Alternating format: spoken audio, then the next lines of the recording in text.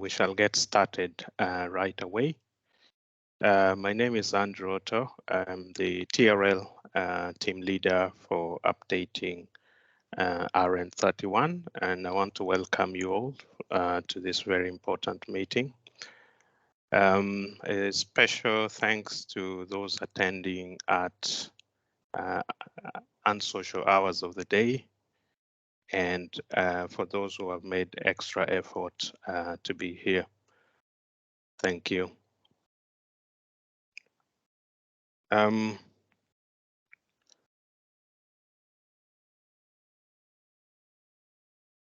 agenda for today is as follows. I will make a short presentation and just to get things rolling. And then we shall have a series of authors who will be presenting, and each of them will have a maximum of 15 minutes to make a presentation. We shall have about 3 to 5 minutes to react to whatever they will have presented. And throughout the session, you can type any comments, any suggestions into the chat, and that will be captured as well. At the end of it all, we shall have, if time allows, a brief summary of actions going forward, and then we shall wrap up. Now, RoadNote 31, the current edition and the 4th edition of 1993, the title was the Overseas RoadNote 31, a guide to the structural design of bitumen surface roads in tropical and subtropical countries. The current edition that we're working on will have a change in title. This is to reflect some of the new things which will have been introduced into it, as well as some aspects to go with current thinking. The major additions that have currently been added in the first draft include rigid pavements, pavement rehabilitation, climate resilience aspects of surfacings and drainage. And there's been enhancement to several of the chapters that are included in the 4th edition. Now, at the end of the project, we shall have a spreadsheet accompanying the RoadNote 31 to help with some of the computations that are necessary in pavement design. There will also be a new layout. We will work with a desktop publisher to have a new layout, and there will be a hard copy version of it printed, but the soft copy version could be updated at any time and therefore would supersede the printed version. Now, what is the position of RoadNote 31? We still intend to keep it as a guide. In other words, it means it can be used with other manuals or other guides, or it could be used independently in absence of other manuals and guides. Now, in order to enable us produce a good guide, we need your feedback, we need your comments, we need your suggestions, so that it is a document which is fit for purpose at the current time and for the foreseeable future.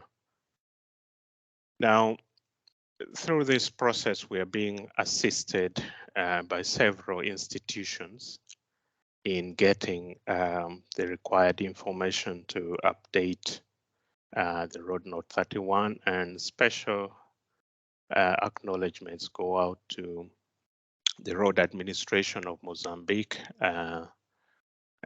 Department of Roads Vietnam, ITSTA of Vietnam, CCR of Brazil, CIID of Mexico, UNRA of Uganda, and the Road Development Agency of Zambia.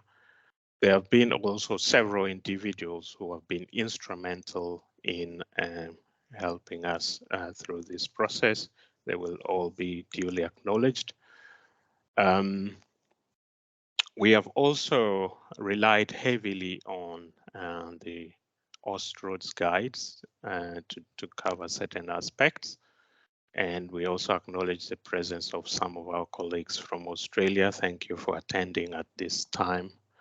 It's probably very, very late for you in the night. Now, through this session, as I said before, you can type in your comments in the chat, or you can still send in written comments after the workshop. At this point, I want to thank those that have already sent in written comments. We shall compile all of these comments, and we shall share with you again how we would have responded to your comments and how we'll have addressed them.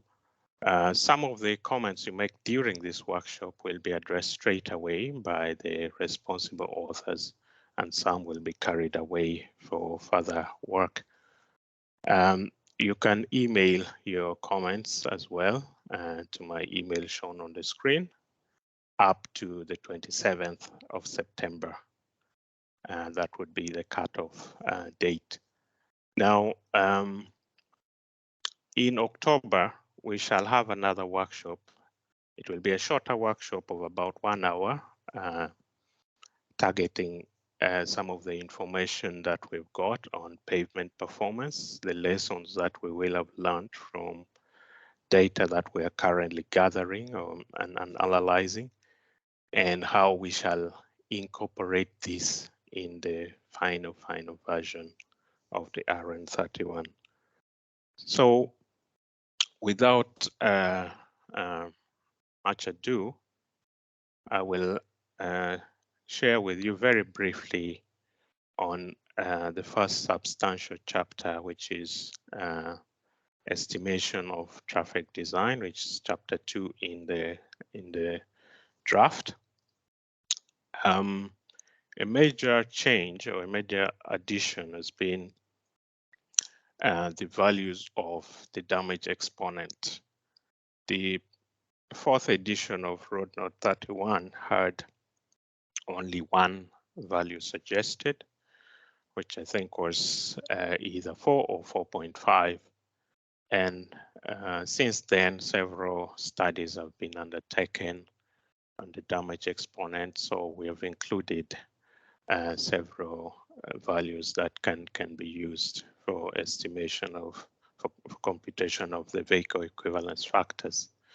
We've also added emphasis on how to conduct axle load surveys, because we've received feedback from several of the people we've coordinated with that fundamental mistakes tend to be made at this stage. So we've added those in. And since 1993, there's been the growth in the use of super single tires, the wide base tires. We have also added something in there. Now, we have proposed a vehicle classification system in chapter 2, mostly to cover the way in which the rigid pavement design has been done in the draft, but also it helps to easily identify and classify vehicles that are using super single tires and the damage that they would cause to the pavement. So some of the tables that have been included in the draft are presented here, and you can see the values of the damage exponent which has been included. It's worth pointing out that in some of the Austroads guides, the damage exponent for cemented bases is up to 12. Now in RN31, we are taking this on board in a slightly different way.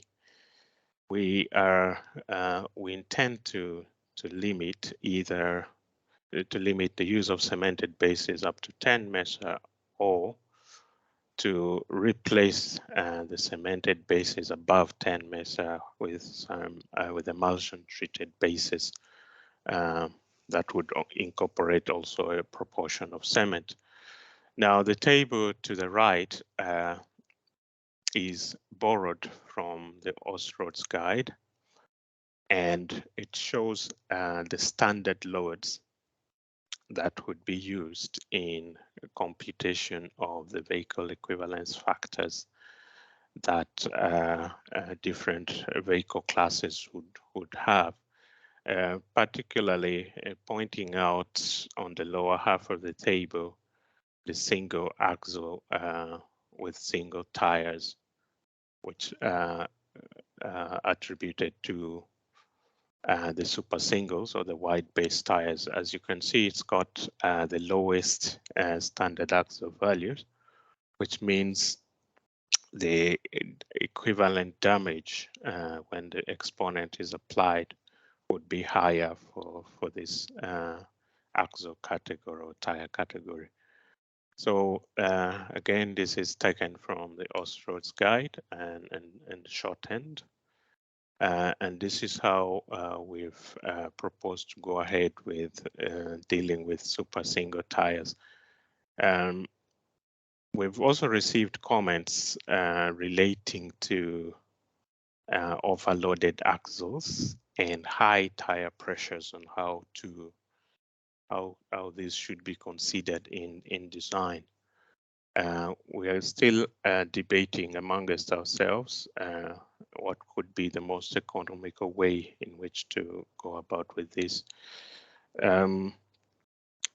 If you have any comments at this point, can you please type them in the chat so that I can invite my colleague, Dr. Jasper Cook, to take us through chapter 3, which is subgrade assessment. Thank you.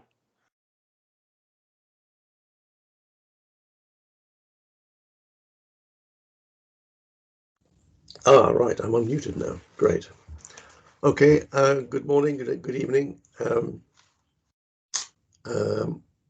Just to clarify what I'm at, I'm Jasper Cook. I'm an independent consultant contracted by TRL Limited to take care of chapter 3. I'll just raise some of the key points from this chapter. We all know that as the foundation layer for the pavement, the assessment of the subgrades working condition is a critical element of the pavement design process. Chapter 3 is a guide on the assessment of subgrade material. It is not a manual in line with the other chapters in this document. We acknowledge that most countries have their own mandatory design manuals, and therefore this document, and certainly this chapter, is really a referral document, almost a checklist document that you can look at and see if you're on the right track with what you're doing. Next, have I got control of the pages, or can you control the pages for me? Next page, there we are. One of the things that came out in the review of this chapter was the sometimes contradictory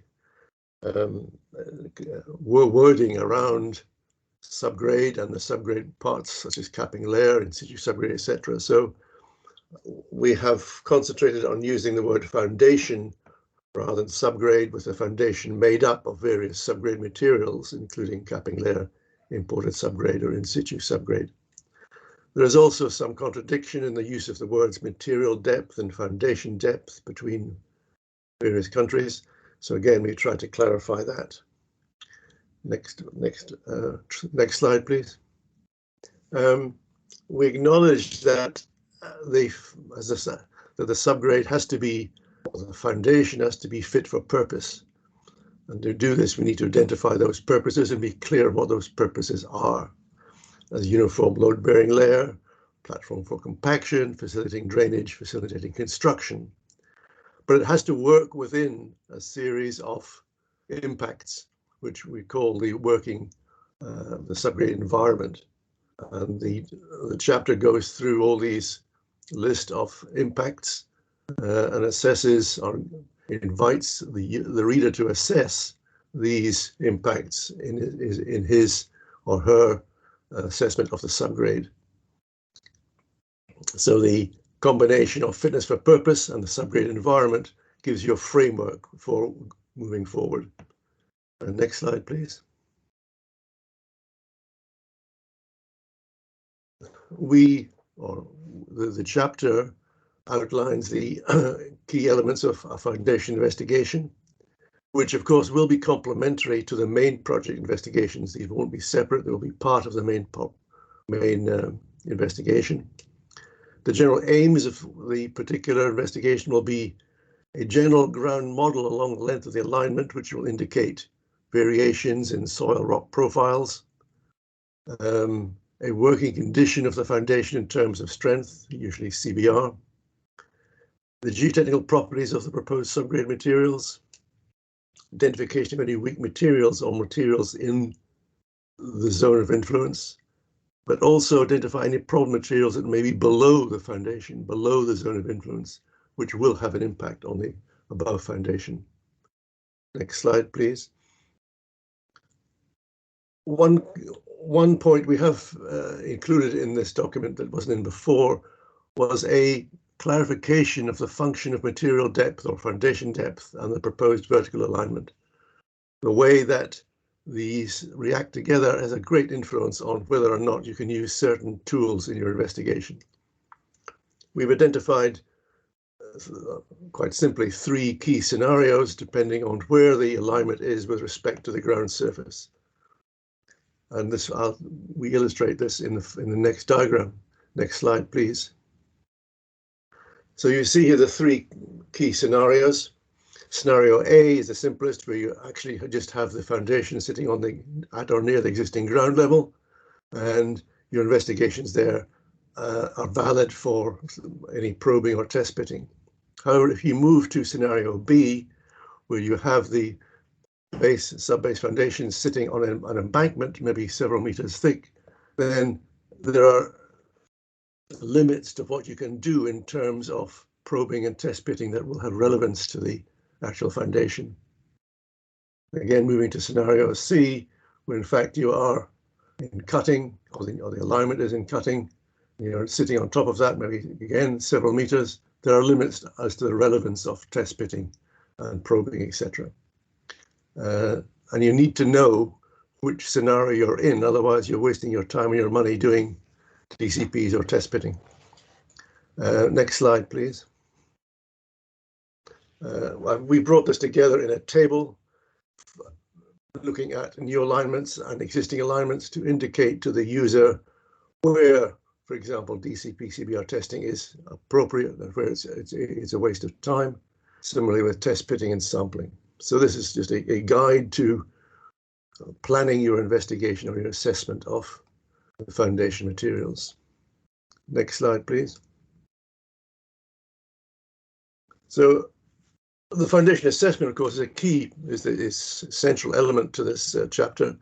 And we're always aiming, the aim of this, or one of the key aims, of course, is to identify the foundation class which we're dealing with, because that, of course, was a key element in assessing your place in the catalogues within this document. Essentially, we have 2 overlapping options when we're looking at the foundation assessment. There's an empirical process based on in-situ testing, laboratory testing, etc. Or there's a precedent process where we assess on the basis of previous test data and performance of similar soils and similar conditions. There is, of course, an intermediate process of what we might call modified precedent, in which you have a scenario where you have similar soils and similar conditions, but you want to modify that slightly. So essentially you are starting from scratch, or you're looking at previous examples and modifying those. Various tables are included in the chapter to guide you upon this. Next slide, please. There's guidance, broad guidance on data collection from the field. Very simple, straightforward work. There's nothing radical at all in this. Varying from walkover mapping, pit inspection, sampling, exposure inspection, DCP or FWD, depending on whether you're on a new alignment or a near new alignment, or a radically or just an old alignment that you're modifying slightly. There's some guidance on spacing of sampling and size of sampling within the document. Next slide, please. Thank you. Thank you much. There's some guidance, or just a checklist of laboratory testing. Nothing radical again here. We do acknowledge and recommend that compaction will be modified, or heavy compaction. Certainly, we do not want that. It's not useful to have a combination of light and heavy compaction, and really these days modified or heavy compaction is the way to go. We've recommended a default of a 4-day soak for CBR testing, unless there is a clear message or clear evidence to move from that, either dry compact, unsoaked CBR, or the other extreme. Some countries such as Australia recommend 10-day soak in some conditions. 10-day soak perhaps could only be looked at under certain conditions, or primary, of course, of which it is the material affected by the difference in soak. Is there any difference in CBR between 4-day soak and a 10-day soak? If there's not, then you're wasting your time doing a 10-day soak. And also there's guidance on swelling and how to assess that. Next slide, please. Thank you. The chapter raises key points on moisture condition of the foundation and its variation. Is there a consistent hydrological condition? Is it likely to be an equilibrium moisture condition? And what will that be?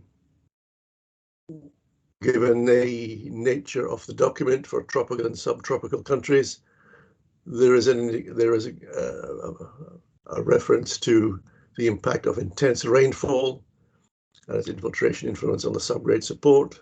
Is there a seasonal water table? This should be identified and taken into account. There's a point here on a point was raised in the comments about what is the level of rainfall. In fact, I think we should move away from thinking about rainfall in terms of so many millimeters per year. What is important is the rainfall intensity and how that will impact upon the foundation. So rainfall intensity rather than rainfall itself. I mean, 2,000 millimeters of rain per year spread over the 12 months is a very different animal from 2,000 millimeters of rain per year only in 4 months of the year. So intense rainfall is the key rather than rainfall itself. Next slide, please. Jasper, just another alert. You have four more minutes. Oh, right, okay. Wow. Okay. Right. We make some comment and give advice on the mitigation and changes in water regime, which are design changes. We don't want canal construction, we want full width and drainage construction. Okay, rushing on, next one, thank you. Next one, next slide. And we're also emphasize the importance of recognizing the swelling of weak layers, again with a checklist of options that are available and various tables to guide you. And I think that is it. Next slide is no more. Thank you. Thank you very much. Great. We can have about 3 minutes of reactions to Jasper's presentation.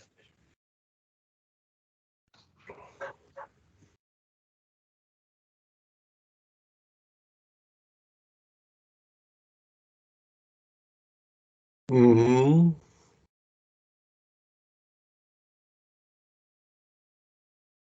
Okay, if you think of something, you can type it in the chat.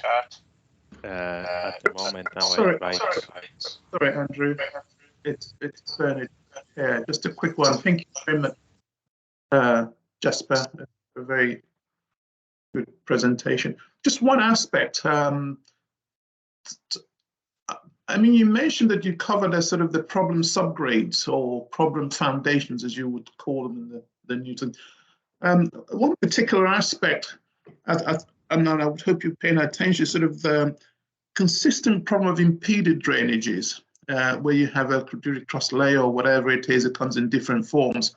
There's quite often an over-concentration on the soft ground, such as swelling clays and black cotton, but not enough attention is given to impeded foundations. Is that adequately covered?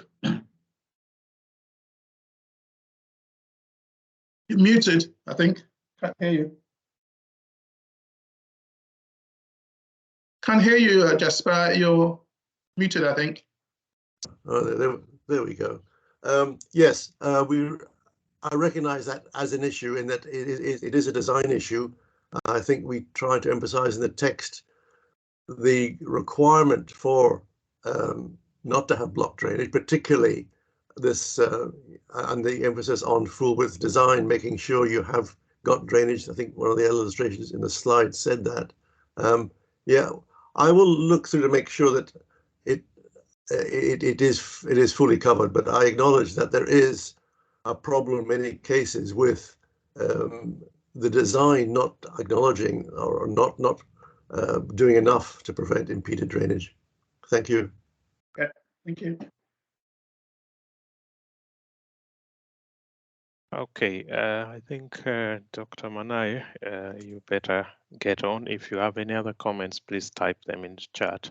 Thank you. Hello, good morning everyone. My name is Manai Yonotu, and I will be presenting the drainage and climate resilient chapter this morning. The failure of the highway pavement can always or often be linked to poor drainage or drainage system failure, but it has always been overlooked. Therefore, before embarking on your pavement design, detailed consideration for drainage provision should be made. The purpose of this chapter is to provide an overview of drainage and climate resilience in order to provide a robust pavement that will perform its function sustainably. I shall now move on to the title of today's presentation. First, I will discuss on surface drainage, but in brief, you can find subsurface drainage the procedure is quite advanced and it's widely available in individual countries' hydrology and drainage manuals. And then I will be discussing subsurface drainage, followed on enhancing resilience to climate extreme events and enhancing climate resilience to gradual increase to climate change. These are the main focuses of the chapter which have been identified during the review process. Next slide, please. Moisture is the single most important factor affecting the long-term performance of the pavement. Plus, it is also one of the significant challenges facing the pavement designers, and the designer must provide the pavement structure in which the detrimental effects of moisture is mitigated.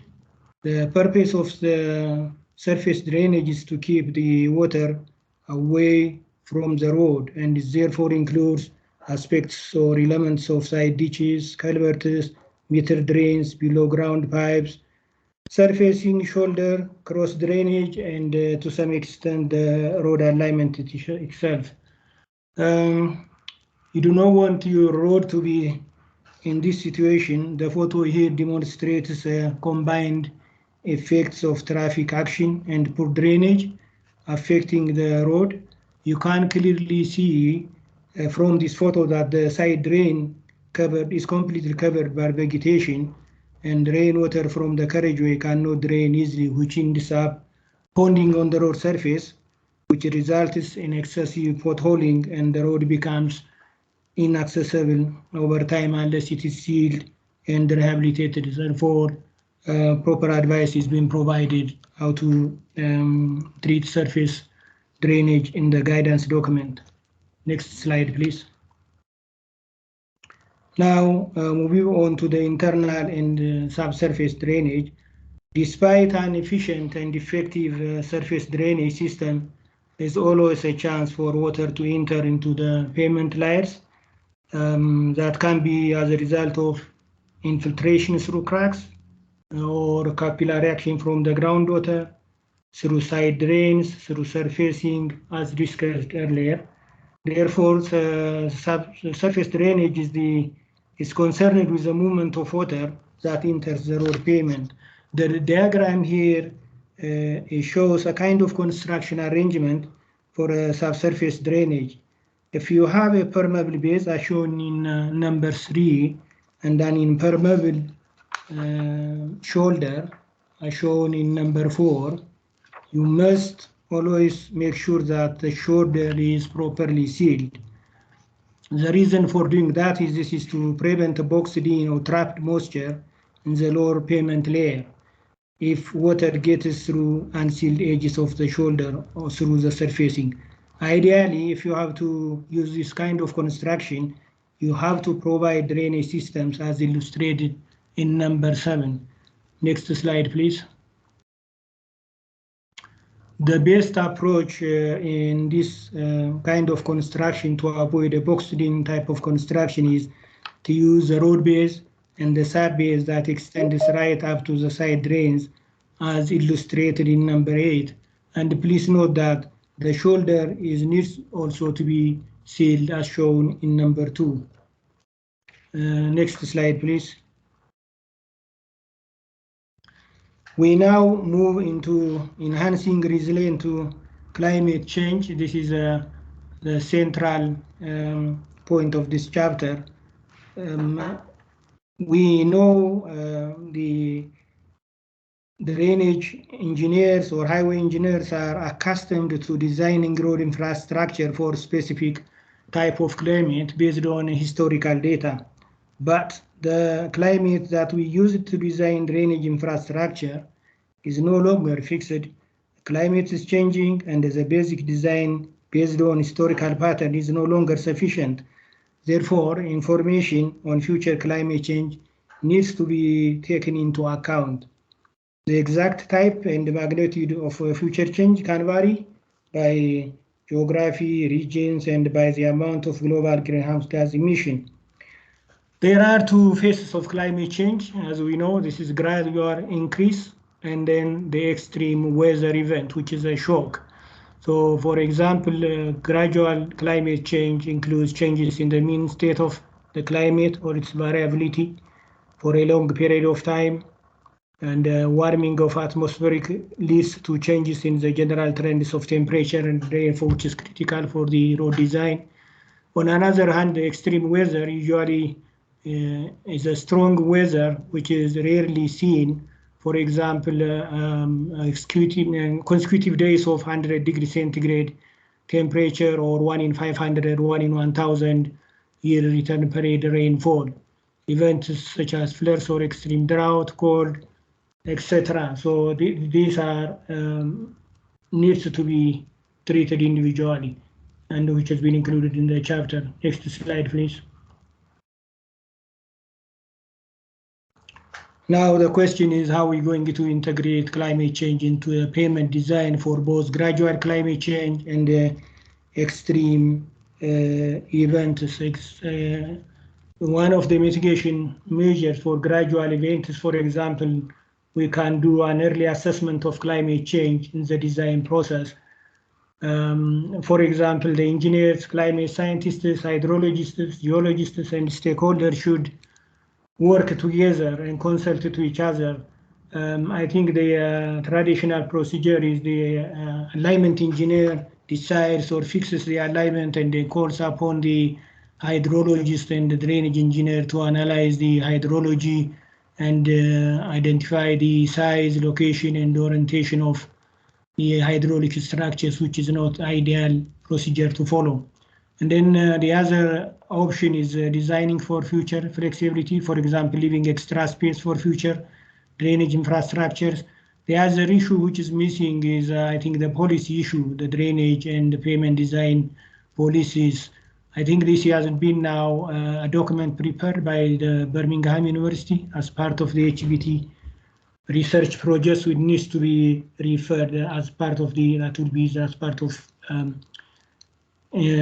adaptation for gradual climate change. On another hand, extreme weather, to mitigate extreme weather, we can undertake a site-specific flood risk assessment to identify areas which are vulnerable to extreme events, and then applying a safety factor, for example, like a freeboard for road formation layer or for road embankment height on top of the high flood level, for example, say 1 meter, 1.5 meter.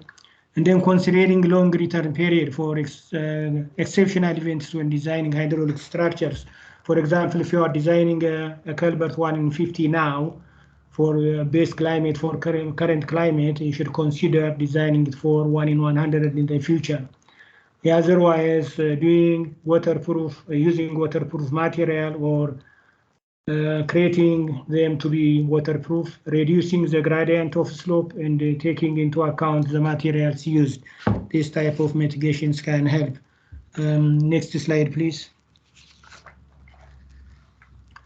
One of the issues now is enhancing resilience for extreme events is the washout of a culvert of the road pavement is now becoming a common occurrence. For example, a washout is as a result of combination of flood and erosion. For roads that are, for example, near stream banks or that run across streams, severe erosion may cause a washout of the road. And the other issue is blockage of drains that can be due to poor maintenance or inadequate drainage. So that can cause as well a washout for the road. I think we need to consider the sensitivity analysis on blockages. For example, what if the culvert is, for example, blocked by 25%, 50%, or 100% blocked, then they need to do a sensitivity analysis and then plan a contingency measures. The other cause for washout is extreme rainfall events can cause a washout of the road. So a procedure has been how to prevent washout of highways has been included in the chapter. Yeah.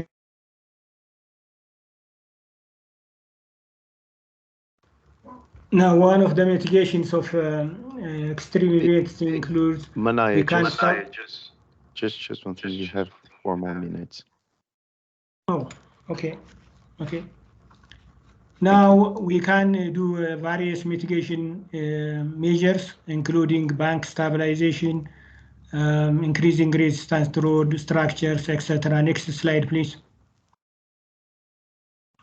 And then I think we can also increase or decrease the height of the road. Increasing the road level is not always a best option. For example, sometimes it might be the best option might be a lower flood water to over the road and then do a proper protection measures on the downstream of the road, both upstream and downstream of the road. As you can see here, there is a concrete protection of the downstream to protect the road from scouring from the downstream. Next slide, please. This is an example of a washout, which I took a photograph in Mozambique, which has the road has been washed out and the steel culvert has been thrown out 500 or 400 meters downstream of the road. So next slide, please. I think one of the main things we need to do is just adjusting the hydrological design standards. At the moment, we can't just using The IDF curves, the intensity, duration, frequency curves that we use to design hydraulic structures are based on current climate and needs to be modified based on the general circulation model outputs. The general circulation model's output is, as the name implies, it's very crude. It is based on, it divides the world into little boxes by, for example, 300 by 300 grid, which is a low resolution, so it needs to be downscaled to a local level.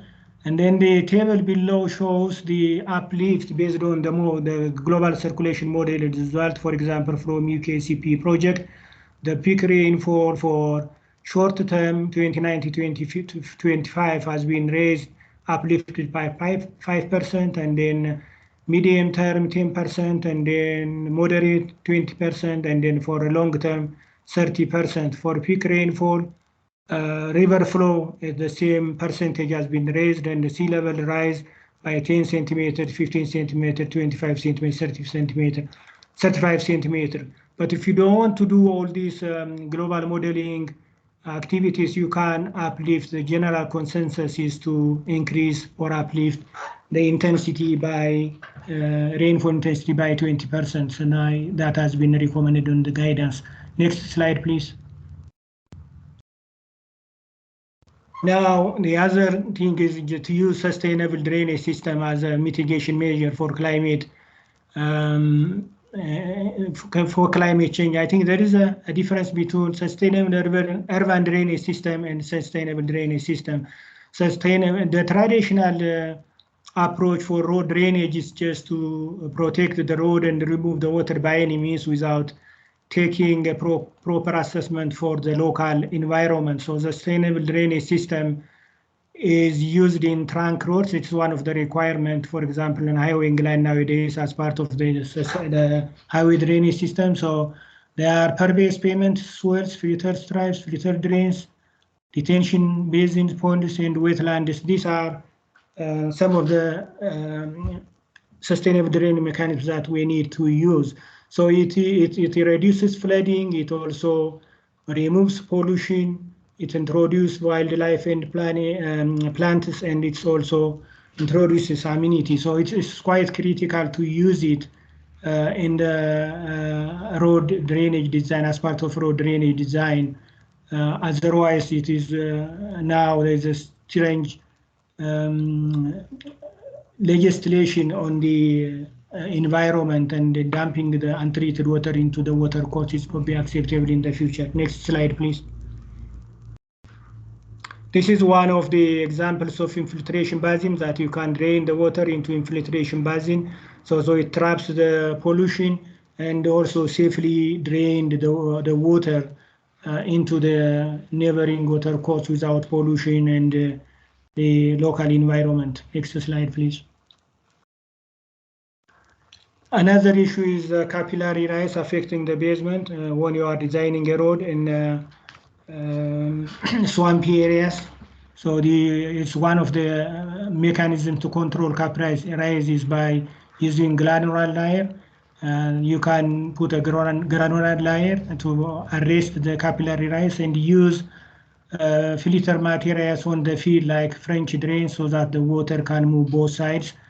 And the the granular line should be at least 600 millimeter below the subbase and 20 centimeter above the high floor level, and the thickness is between 150 millimeter and 300 millimeter.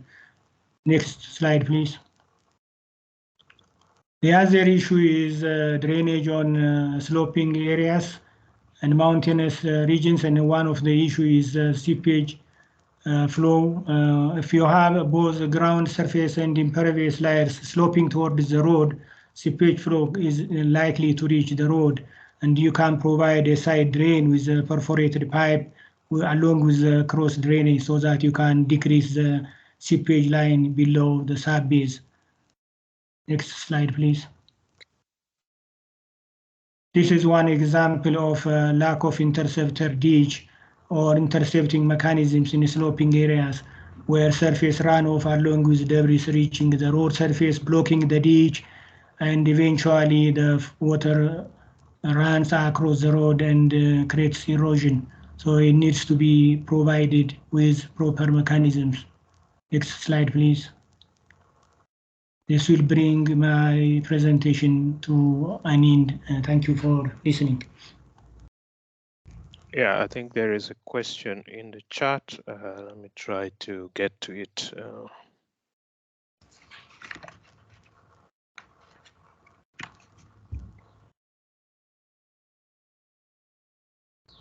Trying to get the order.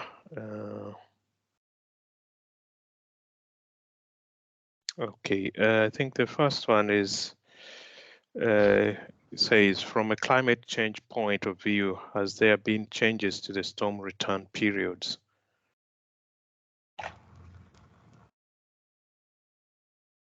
Could you respond, please? Yeah, I mean, there is climate change depending on where you are, in what region you are. In some regions, there is an increase, and in some regions, it's a decrease. So there's have been a change, depending on which region you are. Okay, the next question says that it's been informed to consider a longer return period for disasters like floods, etc., keeping in view of climate changes in Pakistan experience, the longer return periods may not be advisable. I think what the participant is saying is that sometimes even just use of long return periods will not get you to a level where you can design for climate resilience. Do you have any other options? No, when you say a long return period, for example, you cannot design for 1 in 500. The only thing you can make your drainage structure is climate resistance or resilience.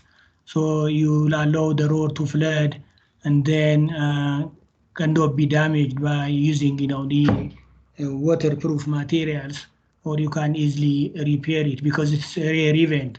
When you say increasing means for gradual increase in climate, not for extreme events. You cannot design for extreme events, but you can always have an adaptation strategies. Okay, that links very well to the next question, which asks, does the manual include basic differentiation between climate adaptation and resilience to aid in the understanding to the proposed approach? Yes, it does. Okay, there's another one which says, have you researched on what additional percentage of budget is added to make road pavements more climate resilient? No, I haven't done financial analysis or cost estimation on that, so that's not part of the chapter. Okay. There are a lot of questions which have been raised. For the benefit of time, I assure you that even the ones that we've responded to, we shall still capture them and reassess again what we can do to make it better addressed in the guideline. So in the benefit of time, I think I'll invite Dr. Lemgena now to proceed. Thank you.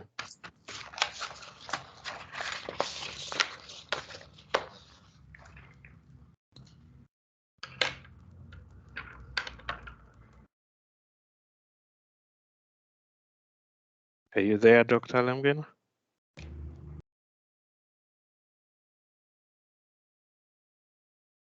Okay, now I'm unmuted. My name is Alam Gana. Thank you, Andrew. I'll present the unbound materials part. Next slide, please. Okay, in this chapter 4 of the manual, unbound pavement materials, the points that will be covered is how do we use or define or consider these unbound payment materials in the manual. Unbound materials include both granular and modified granular materials in general. And when this modification is small amount without hydraulic bonding.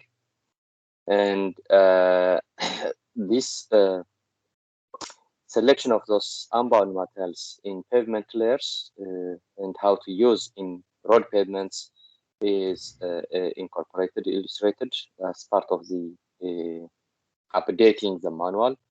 And some of the selection criteria like strength, plasticity, gradation is incorporated. And the chapter considers those material characteristics on the different unbound layers, mainly the base material, the sub-base material, and the capping layer. The next slide.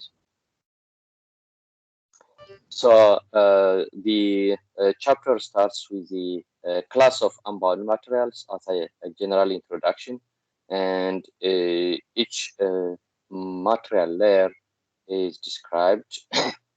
And for the purpose of the manual, to keep the definitions that have been developed in the original Road Note 31, we use the granular base material as GB, the granular sub-base materials, GS, and granular capping layers, GC, consistently adopted.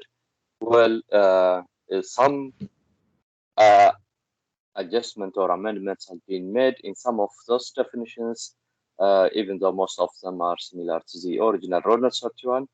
The class of base materials, as you can see in the description and summary of the specification of this table, we have three classes of base material with high quality as class 1 and large size aggregates as class 2, and the possibility of adopting natural gravel as a base in special low volume roads as class 3.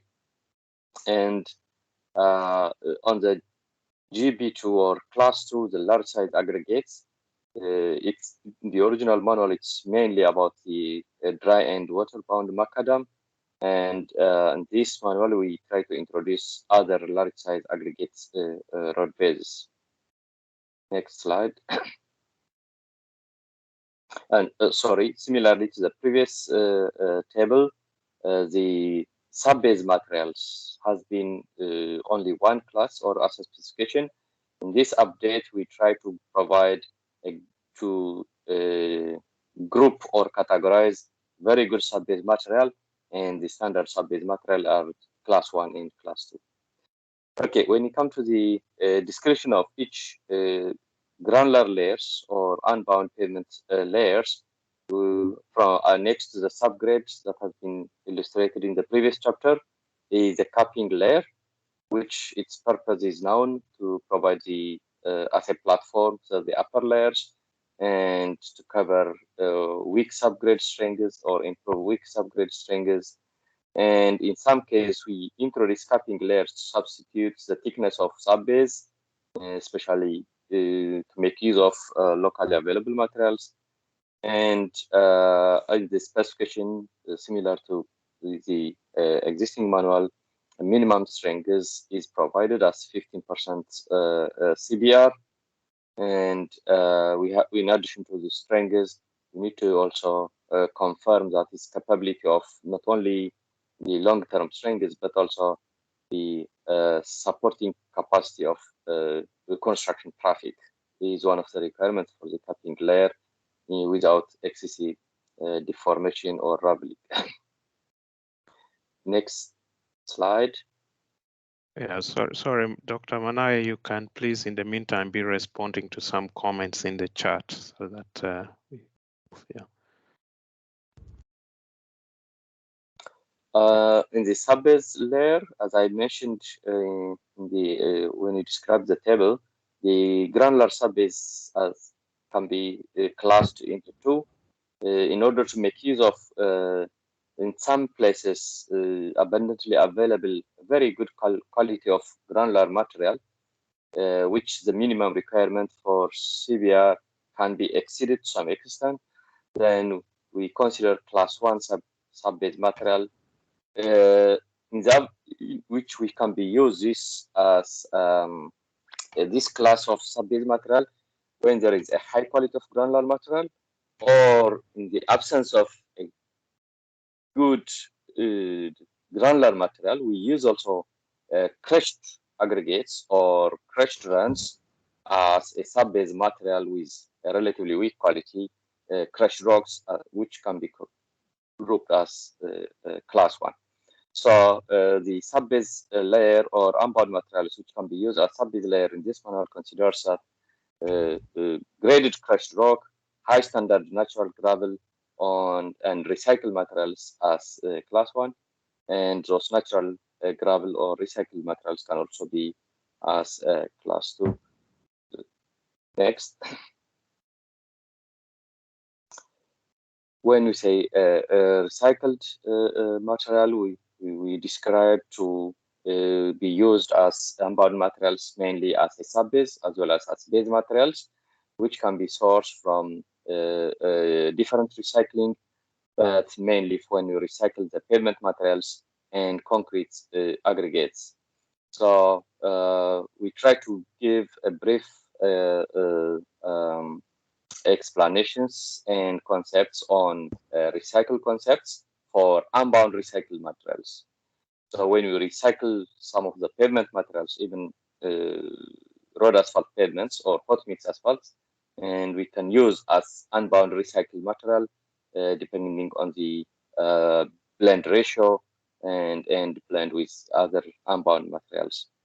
So those produced from asphalt pavements through removing and reprocessing existing asphalt, and aggregates can also be used as wrap as coated with bitumen, and other source of recycled unbound pavement materials can be from concrete aggregates, concrete from the road structure, or demolished of concrete structures as road components.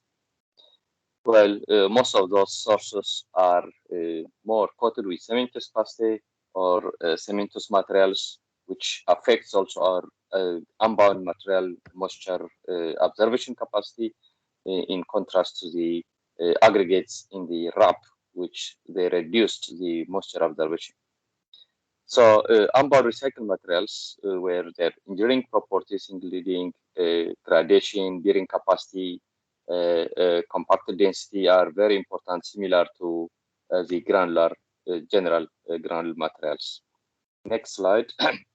And key parameters of this recycled unbound materials is the blending ratio. So the mixed ratio of a recycled material with a natural gravel material or the virgin crushed aggregates are some of the major fundamental properties that affects the recycled unbound material quality. And usually this proportion or blend ratio or the constituents are measured by mass, percentage by mass of recycled materials. Whether if you usually use as a sub-base material, whether it's class 1 or class 2, commonly a recycled material will be considered, or an unbound material will be considered recycled if at least 70% of the material is recycled and the rest is natural gravel or crushed aggregate. But within this recycled material proportion, the maximum limits that different source of recycling can be used as a sub-base can be, but the recycling can be 100% of previously used unbound material in the road, or recycled concrete aggregates, or up to 40% of hot mix asphalt or recycled asphalt pavements. Next slide. Yeah, Dr. Alamagana, you have more 5 minutes. Thank you. Okay, thank you. Okay, the last layer on this unbound pavement materials is the road base. As I tried to explain in the description of those materials, the road base, we introduce three class of road base for the purpose of this manual, class 1, class 2, and class 3. Under class 1, mainly the high standard crushed rock and the most commonly used standard crushed rocks or boulders. On this specification, it is recommended if we can specify in terms of apparent relative density rather than CBR, because most of those high quality materials, they exceed usually 100% of CBR, but their level of compaction or compactability will be preferred if you can describe in terms of apparent density. Then with especially with this high standard crushed rocks, 86 to 88% apparent relatives as a measuring or quality control can be used. For the standard crushed rock, this minimum apparent resistivity can be specified, but as an alternative, we can use also the CBR at maximum dry density. For the group 2, which is a granular base class 2, which large size aggregates, well, in this class, materials can be uniformly graded or gap graded. And commonly used in this group is a dry and waterbound macadam with large stones or uniform stones as using as base material. But in addition to these macadams, there are emerging other large size aggregates, especially like in countries like in Norway and many other countries. They are using upper size aggregates exceeding 90 millimeter diameter with an indication of seavable or unseavable aggregates, where if their nominal size is 118 below, seavable, or using the traditional gradation. Whereas for non-seavable aggregates, where their aggregate size is more than 180, we can also introduce like the digital imaging process as a guidance or an indication in the manual. Next slide, please.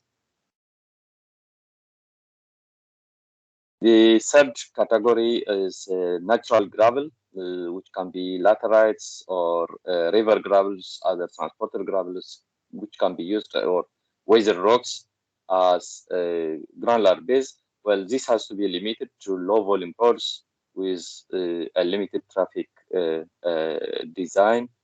But those high quality granular materials which may achieve a minimum CBR.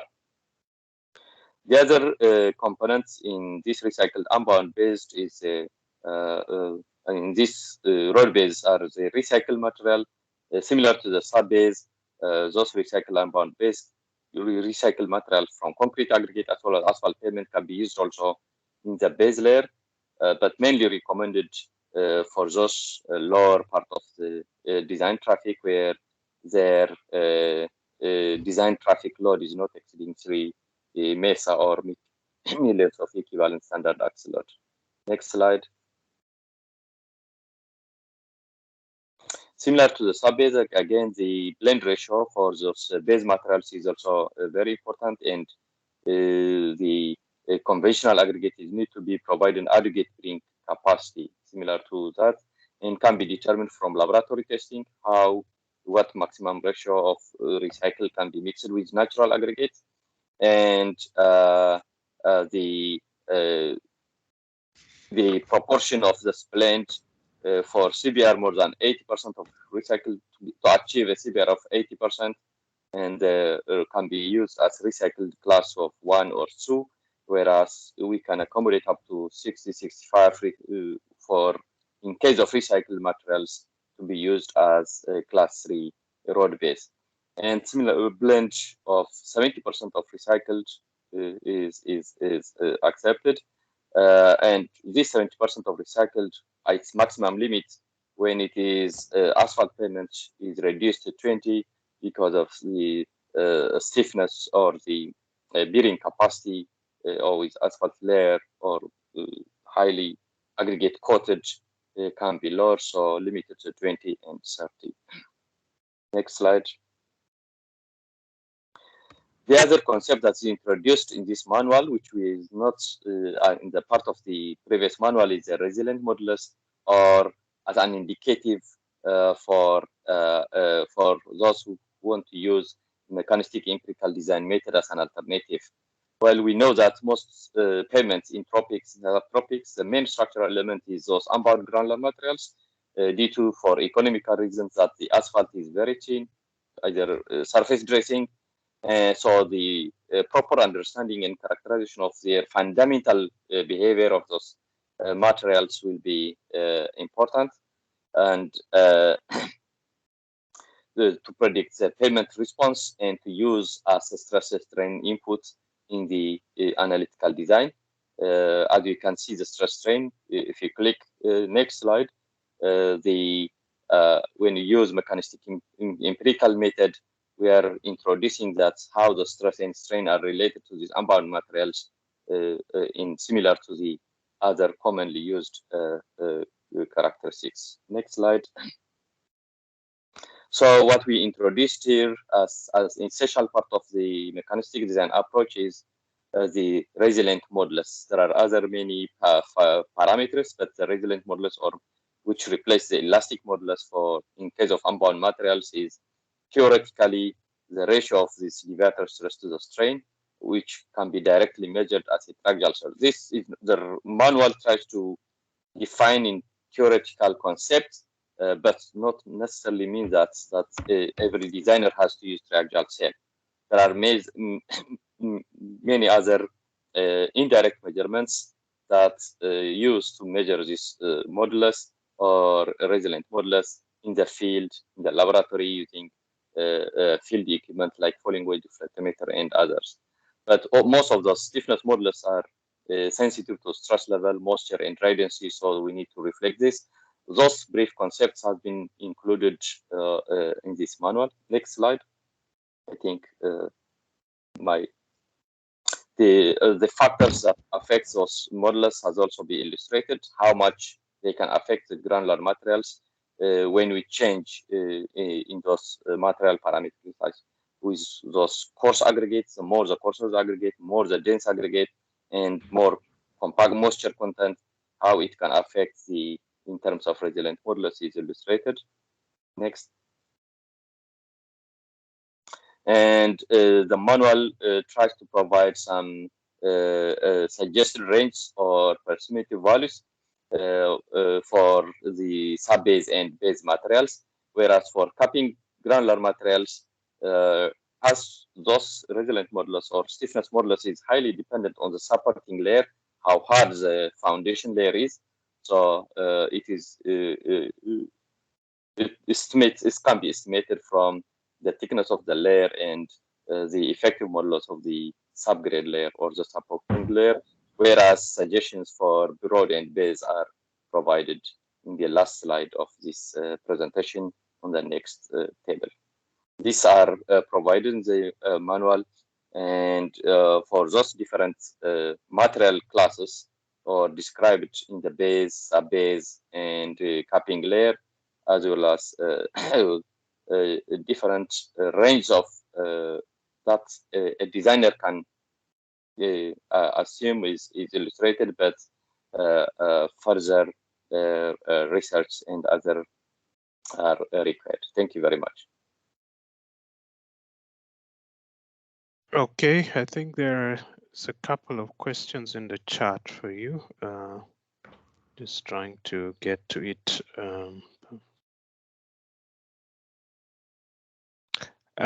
There's one which is a recommendation that there should be a classification of modified and bound materials, which will be required. I think those that are lightly cemented, so to say. Then there is one saying, let me see. Okay, says there's a section included in the chapter which provides, okay, that refers to Manaya. There was one about whether the capping designations are the same as those used in the foundation designations. The answer is yes. Now there's one which is on GB1. It says, is complete non-plasticity recommendable? My understanding is that the plastic fines, that is with minimal plasticity, facilitate maximum compaction and interlock. Please respond, Dr. Alemgano. Okay, thank you again for the question related to the modified subgrade, modified unbound materials. Yes, the difference between the next topic about hydraulic bonding and this modification for mechanical modification probably will, it's not illustrated in this chapter, but those parameters and criteria that has been set for the unbound material can incorporate also for the modified material. That the method and the technique, how to modify and what additives and so on, they are highly related or similar to the hydraulic bonding that we will discuss with probably with the author of the next chapter, if we need to really incorporate in this chapter as well for the mechanical modification, the technique. But the specifications and the parameter requirements are similar whether it's modified or unmodified, like the recycling material as well is incorporated when we use it as unbound material. Related to the GB1, yes, it's GB1, if you can see on the manual, there are GB1A and GB1B with high standard crushed rock, with hard rock. It is recommended to non-plastic at all, no tolerance for plasticity, but a minimum is set for GB1B, second category of the class 1. Well, plasticity can be considered for the fine portion up to 6%. Okay, thank you.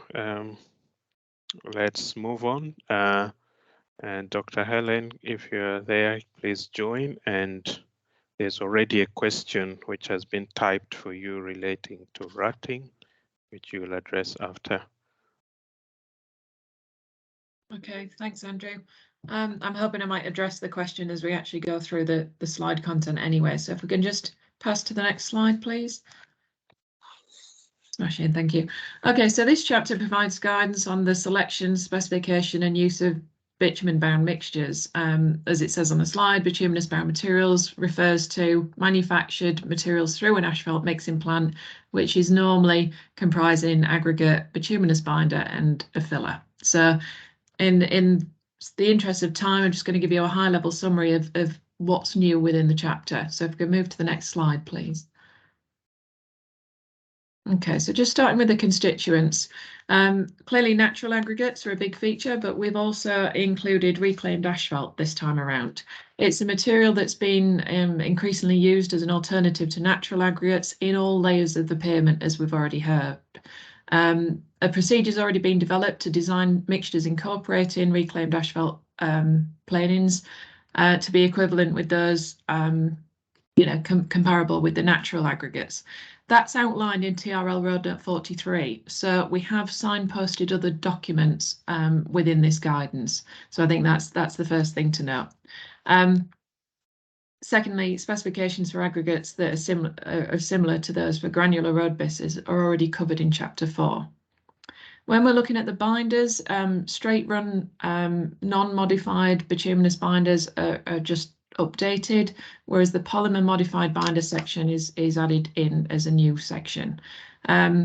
Clearly straight run bitumen is typically used as a binder for bituminous materials, but the polymer modified binders are increasingly popular with alongside other modifiers with the aim of minimizing environmental impacts and addressing climatic hazards, which we'll come on to separately, and a colleague will address that in more detail separately. Next slide, please.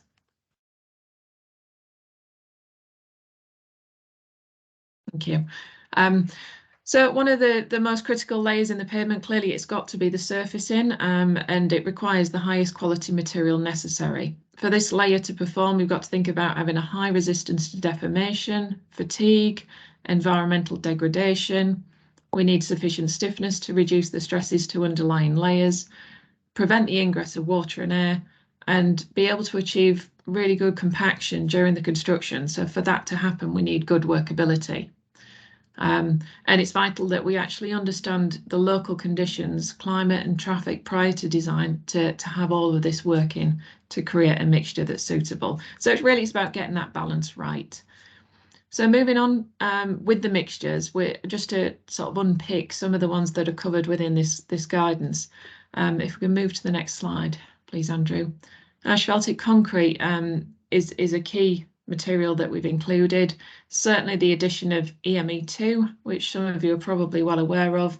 It's part of the asphaltic concrete family, as is dense bitumen macadam. It's continuously graded, low permeability, good durability and fatigue. It's got a mixture tolerance which is narrow, so it's quite a tight mixture, but we've included common practice to design using the Marshall test. We've provided examples of particle size distributions and suggested Marshall test criteria for that mixture. With EME2, I think it's worthwhile pointing out as well, it does incorporate a really hard, stiff grade, paving grade of bitumen, so normally like a 1020 or a 1525. But because we recognise the fact that this hard grade, it's generally unsuitable for surface course, in this instance due to the ageing that would take place in the higher temperatures, we're suggesting that this would be best used in the lower layers. Okay, so that's asphaltic concrete. Next slide, please, Andrew. Hot rolled asphalt, we've kept this in. Originally, it was developed in the UK to recipe specifications. Pre-coated chippings can be added for skid resistance. It's designed to Marshall, and we provided compositions in the document for both wear-in and base courses. But we would recommend that performance data is needed for optimum adaptation to local conditions. We can get so far with this, but it's always good to have that performance data captured locally.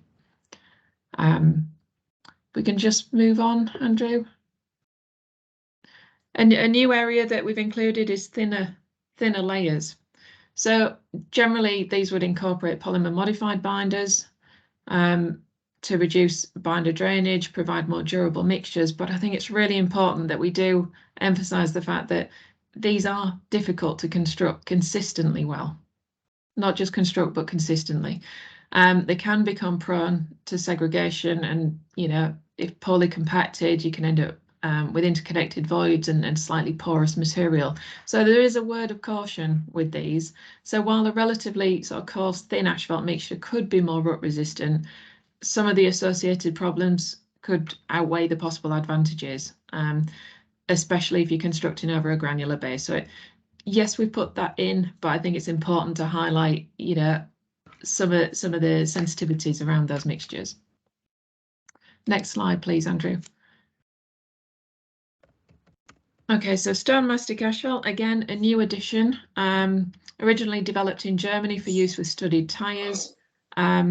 Clearly, they're not relevant in tropical and subtropical countries, but we did think it was important to include this mixture because it is a composite between the asphaltic concrete and a mastic asphalt. It's got aggregate interlock, which can help maximise deformation resistance, and it's really useful in terms of abrasion resistance. It's got a high binder content. Fibres, cellulose fibres are often added either with or sort of in addition to PMB to avoid the drainage. They've got a low air void content, and we've provided some suitable designs around this mixture gradation within the guidance document. Next slide, please, Andrew. Again, sand bitumen mixtures, they've been retained in the document, and they provide an alternative to traditional bituminous bound materials for those light and medium trafficked roads. in areas lacking coarse aggregates.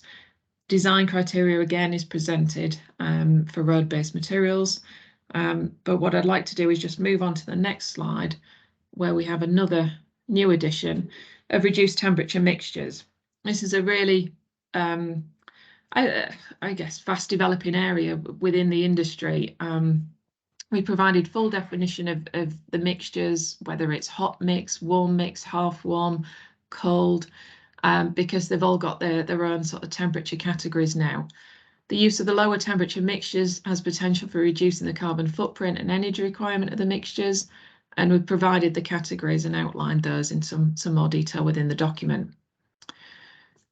We can get these lower temperature mixtures, I think it's important to say, through the use of various techniques and processes. So that might be the use of organic additives, chemical additives, emulsion-based processes, so on and so forth. And the different methods use different technologies. Clearly, that will impact on the cost, and different forms of equipment might be needed to help facilitate that as well.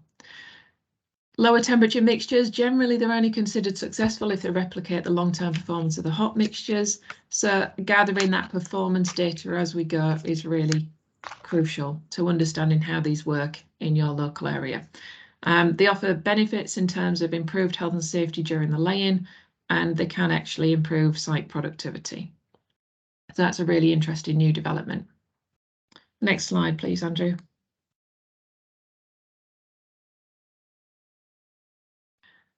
We've also included an element which hopefully might address some of the questions in the chat, deformation resistance, or specifically designing for rut resistance. So we've kept in refusal density design. We've looked at wheel track testing, which specifically addresses the different types of mixtures and the different types of testing. So the small wheel tracking device, the large, and when you should use that and how. We've considered alternative approaches such as the Bailey, no link to myself clearly, but Bailey gradation method and SuperPave. So if the designer does wish to follow one of those approaches, we've provided some additional guidance on the analysis and signposted that within the document to help provide further detail. Obviously, those are sort of slightly more demanding techniques, so it will require some additional work through. Next slide, please, Andrew. Okay, so design for durability, again, a new area. Durability of the pavement, clearly critical for the overall performance of the pavement structure. The aspects of asphalt mixtures that enhance durability include things like air void content, the thickness of the binder film. We need to minimise binder stripping, have effective compaction, and we're going to make sure that we're undertaking all of the lay-in operation at the correct temperatures. So, you know, we've signposted here, you can see on the screen, to Road Note 42. That is a document in its own right that goes into huge detail. So we've pulled out the key elements and signposted back to that document rather than reinvent the wheel. But we've summarised some of the key approaches to minimise the possibility of those premature failures within this Road Note 31. Next slide, please, Andrew. Regarding the manufacture and construction elements, clearly, you know, it's critical that we get the testing right and the temperature control if we're going to achieve some, you know, high quality mixtures and performance of the overall pavement. So we've looked at specifying tolerances for bitumen content and aggregate grading, and we've provided ranges of acceptable mixing and rolling temperatures within the document. So they're all covered. All right. I don't know, I did want to talk about climatic hazards, but I think I'm in danger of encroaching on somebody else's presentation, Andrew. So I think that might well be my last slide, if that's correct. Yes, that's Is true. that right? Okay. That's true, but you can still make some comments after his presentation. Okay, thank you. On climatic effects. Now, there's a question in the chat which you may have kind of answered, but you may need to re-emphasize. Says, regarding the asphalt surfacing, how do you address rutting when the thickness goes above 50 millimeters And it follows on by saying, have you also considered the use of the nominal maximum aggregate size for the different asphalt surfacing thicknesses? Okay, it's a good question, and it probably two questions in there, I suspect.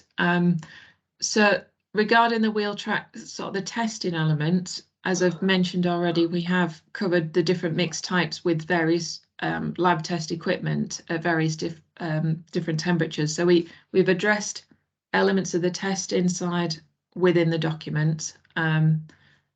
Regarding, was it the 50 mil? I've lost the chart. 50 mil thickness. Yes. How do you address routine? Goes above 50. Yeah. Okay, so again, I think that's probably been covered because we do address the testing element. Maybe consider the use of nominal max. We do provide for the different gradations. There are different nominal maximum aggregate sizes accounted for within some of the particle distributions included within the document. So I think we probably have addressed it, but I certainly can go back and have a look in a bit more detail just to double check. Yeah, I think let's double check. It's important. There's another one which says, in the asphalt design, is there a guide of when to use a polymer and when to use an elastomer? I think the short answer, because in terms of the design, I would need to double check. I don't think we have specifically said you should use this here and use that there, if that makes sense. So I think if that's something that needs addressing, we probably just need to revisit that. Yeah, I think it's important that stakeholders or users understand at least some criteria of when to switch to what. Then there is a more of a comment saying, great plug for the Bailey method, Helen. So No yeah. relation. James Grenfell, thank you for attending. I know it's an awkward hour of the day for you. All right, I think those are the ones that I've captured in the chat. I don't know, what's the timing on this, Moses?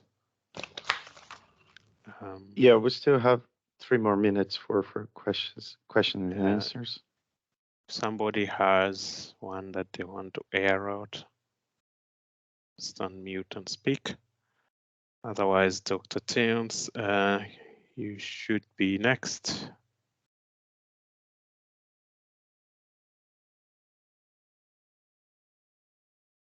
Towns, are you there?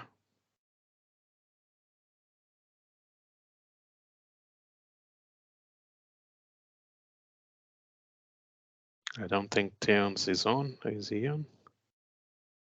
Yeah, he's on. Moses, I think you have muted him centrally. Saying, can you unmute him? No, he's able. Thank you. Okay. I think I'm live now. Great. Yeah. Good morning, everyone, and good evening from New Zealand. It is very nice to be speaking to you again. As Helen has indicated, I'll be talking on the section about climate resilient surfaces and maybe here and there another section that I've been involved with. Thank you, Andrew. Next slide.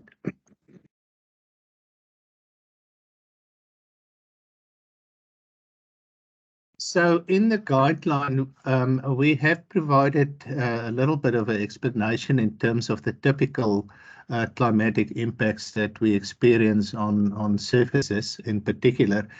I just want to make a few notes there.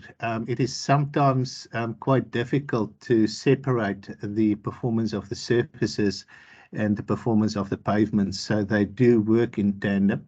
But obviously there are specific characteristics that we're looking for in our surfaces to be effective in their purpose.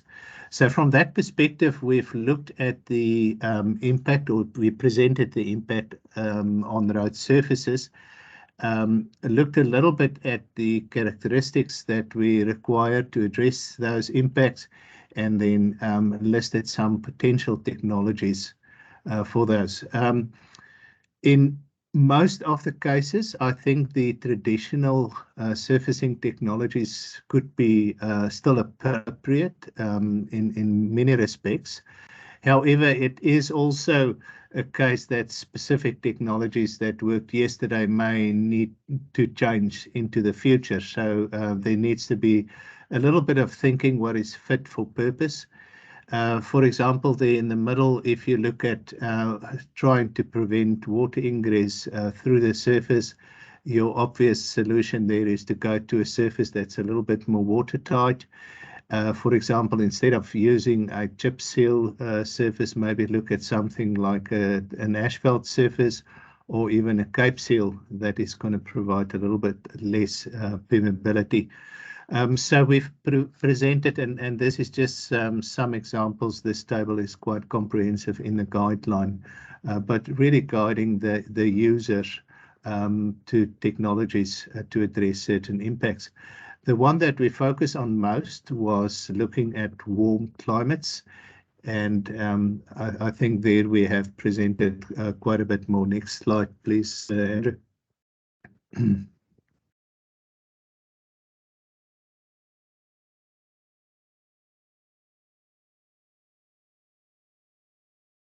There's a little bit of delay before I see the next slide. Andrew, are we on the next slide yet? Yes, we are. It's traveling all the way to New Zealand, I think. Next slide is on his way. There we go.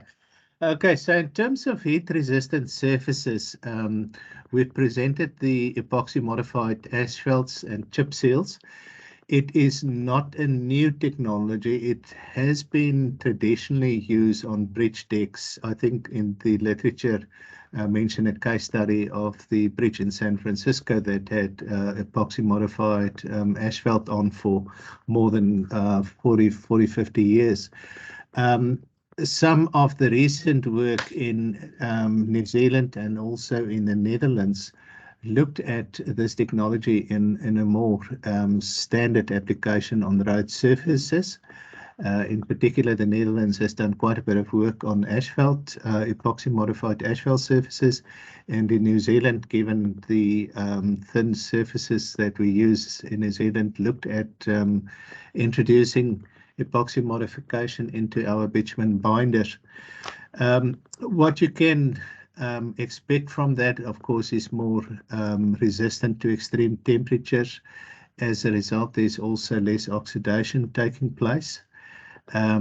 The stiffness also increases in the surface itself, so you get a little bit increased fatigue life from the surfaces. And then obviously, because it's a more robust surface, you expect it to be less susceptible to moisture permeability. The picture there on the right-hand side shows how the chips, the bitumen sprayer can be modified in order to accommodate for the epoxy. You put the in one bar the part B of the epoxy mix, and then part A in the other spray bar, and that get mixed before it hits the surface when the reaction takes place for hardening. Thank you, Andrew. Next slide.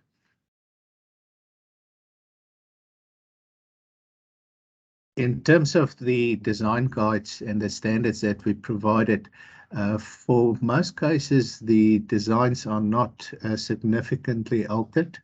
There are some examples there how you can modify it in asphalts and the typical standards and criteria that goes with it.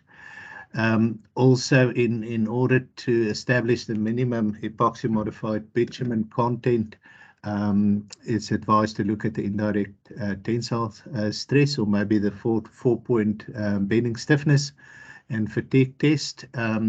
We have typically found that if you got around about 30% epoxy mixed with bitumen content in the overall bitumen content, you reach the strength, and the more epoxy you add beyond that point is not necessarily going to give you the benefits you're looking for.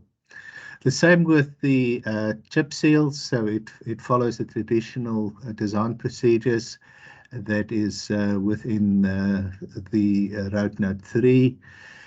And then for the epoxy modified open graded porous asphalts, there's a little bit more grading and performance criteria that is provided for in the guideline. Thank you, Andrew. So I'll just run through the sections that I've been involved with.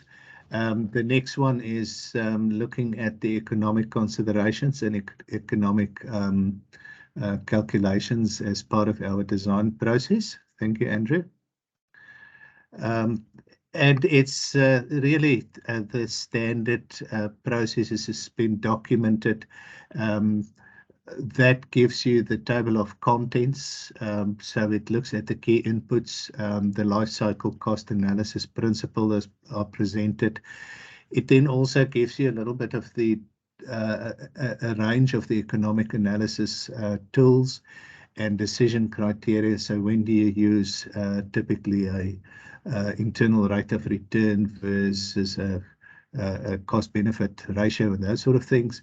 And then it also gives a little bit of the ranking and multi-criteria analysis for when decisions got to be made. The economic analysis also referred to another section that I'll present shortly, and that's to do with the carbon footprint. And I think embodied carbon calculations will in future become standard as part of our overall economic evaluation for pavements. Thank you, Andrew. Next slide.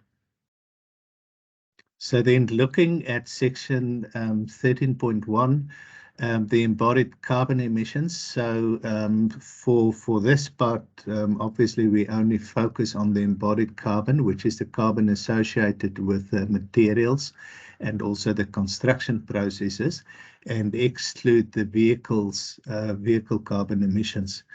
Traditionally, there's been quite a bit of work done on planning and construction of large projects.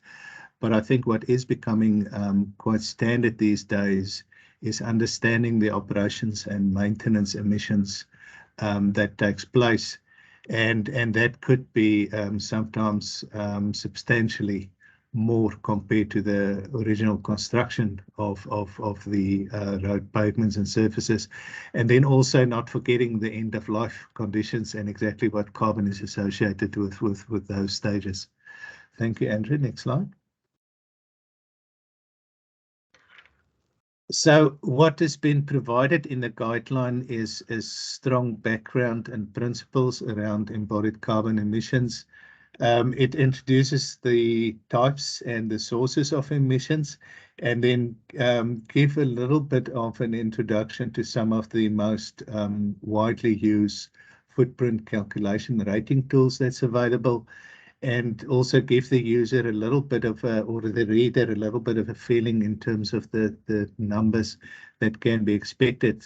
So that figure presented there gives you a different surface and pavement types, and it gives you the operations, which is the vehicle emissions, always dwarfs almost the embodied carbon. But then in an embodied carbon, you can clearly see there the blue one is the construction of a new road versus the maintenance of the road, which is often substantially more. Thank you, Andrew. I think that was my last slide. Let's just make sure. Yes.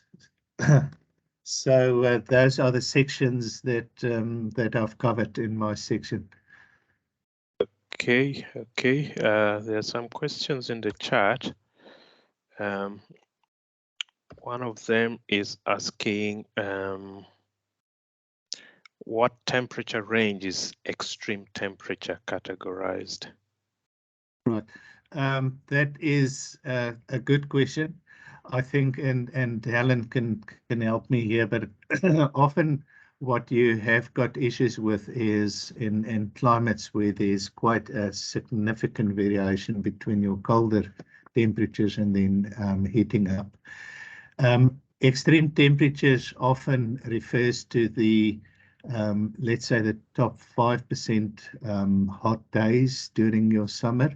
And don't forget that often your road surface, a black road surface, will be at least around 30 degrees higher than your ambient temperature.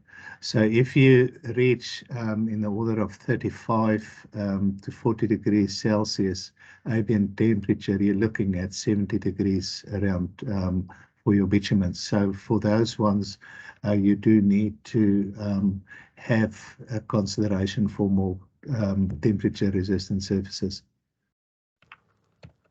Okay, there was a second question which says, regarding the design of heat-resistant surfaces, does the chapter include guidance on the operational construction element? Yes, so we briefly touch on that. I think the main consideration with introducing epoxy into your binder is where does the mixing take place. So I've shown the photograph of the chip seal operation with a second spray bar on your bitumen truck, but also with the asphalt. I have indicated where the mixing takes place in a typical chain of mixing and blending processes in an asphalt plant.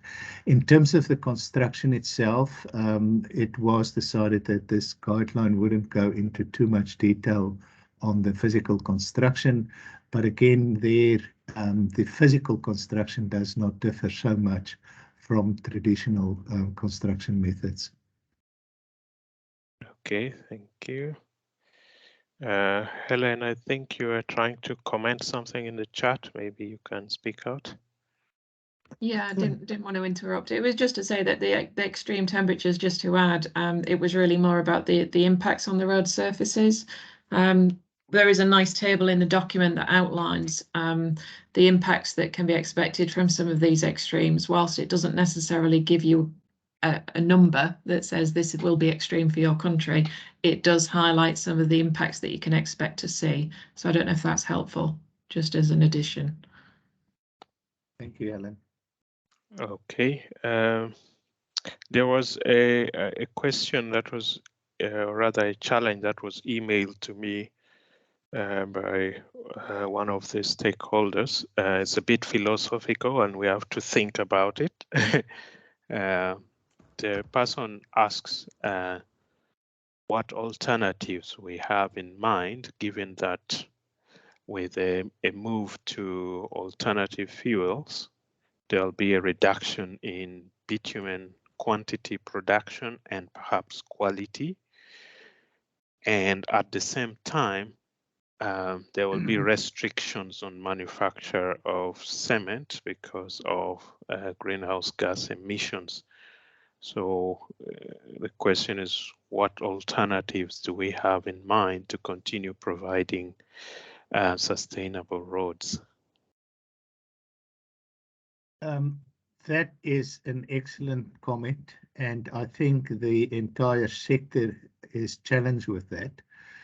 The first thing that we can do is to make our roads and our road surfaces last longer, because then we will consume less bitumen in the first place. Secondly, I think there's the alternative solutions of improving the performances of the surface. There's quite a bit of work done in the area of fibers and nanotechnologies and all of those additives that makes a surface last longer in certain conditions.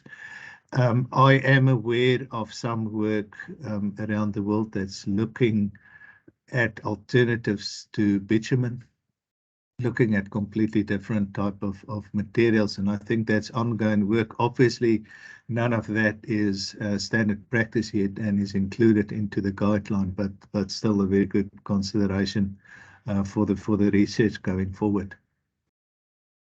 Okay, thank you. I think let's move on to John. John, are you there? Yes. Can you hear me? Am I? Yes. Okay, thank you, Andrew. I was specifically asked to identify all the new innovations that we need to include. So can you give me the first slide, please, Andrew?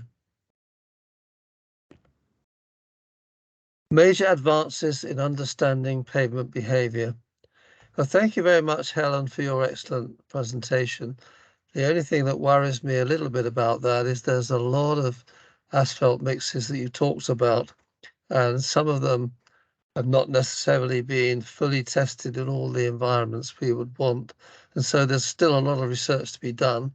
We've just heard about some more research. So unfortunately, we're probably at a critical point, but we have to make decisions.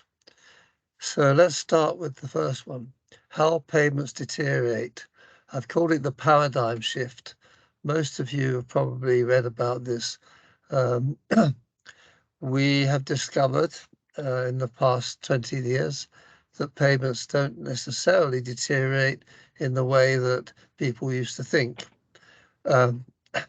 So not only how they deteriorate, but how they do not deteriorate. Having solved these two problems, we are led to the most important innovation of recent years is the concept of long life pavements. Now, from what we've just said, there's still research to be done, but we have ideas, we have methods of doing the long life pavement designs. And let's move to the next slide, please, Andrew.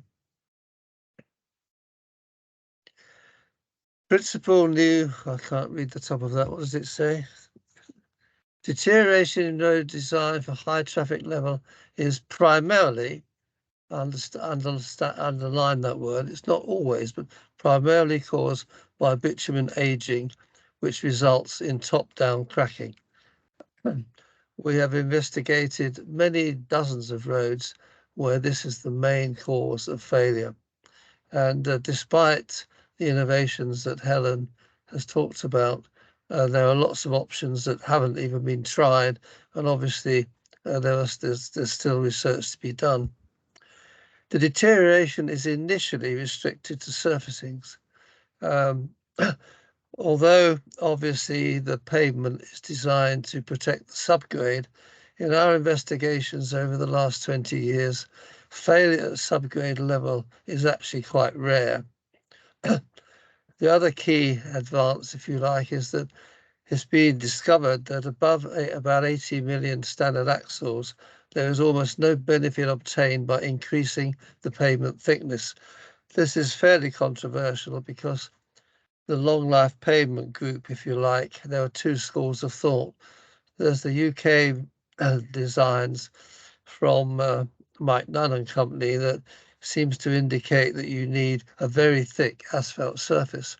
And there are other designs that have been quite successful in places like Brazil and Australia, where you really do not need a thick asphalt layer. And for that reason, although we have all these problems with aging and cracking, I've always considered the asphalt layer to be almost a sacrificial layer. It will age, it will crack, it will need replacing every 15 or 20 years, but you don't need a thick one. The good point is you don't need a thick layer. The other point is that traditional asphalt fatigue, where the cracking supposedly comes from the bottom layer of the asphalt, does not occur very often these days.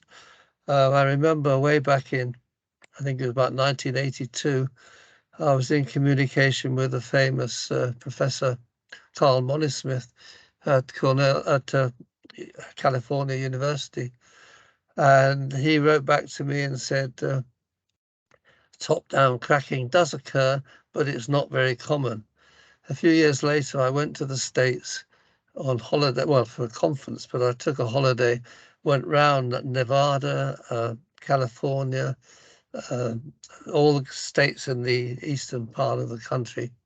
And by that time, we've got really very used to recognizing top-down cracking. And I can assure Mr. Carl Monismith, Professor Monismith, that most of the cracking I observed was top-down. And the Americans had tried to seal the cracks by simply filling them with bitumen. Quite an expensive, labor-intensive method for for Americans. But that was what I saw in about 1986, 87, underwriting the top-down cracking phenomena. Next slide, please, Andrew. Now, just to show you what cores look like when you've got top-down cracking, you don't really need to see this, but we've literally got thousands of cores like this demonstrating that the cracks are beginning at the top and stopping somewhere in the middle. I think this phenomenon was really identified as a major issue in about 1982 at one of the asphalt conferences. Next slide, please, Andrew.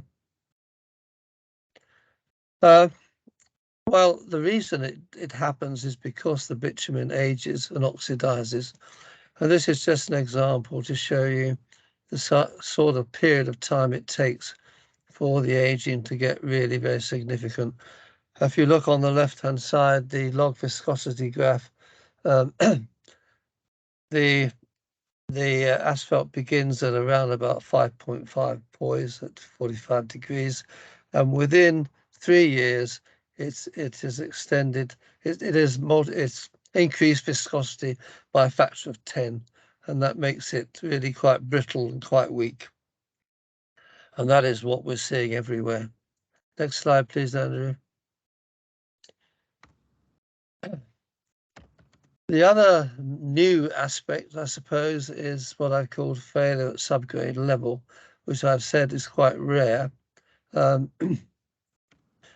I think one of the reasons that this is the case is that we all remember the famous Ashto road test in the 1960s, where probably the first subgrade failure criteria were developed,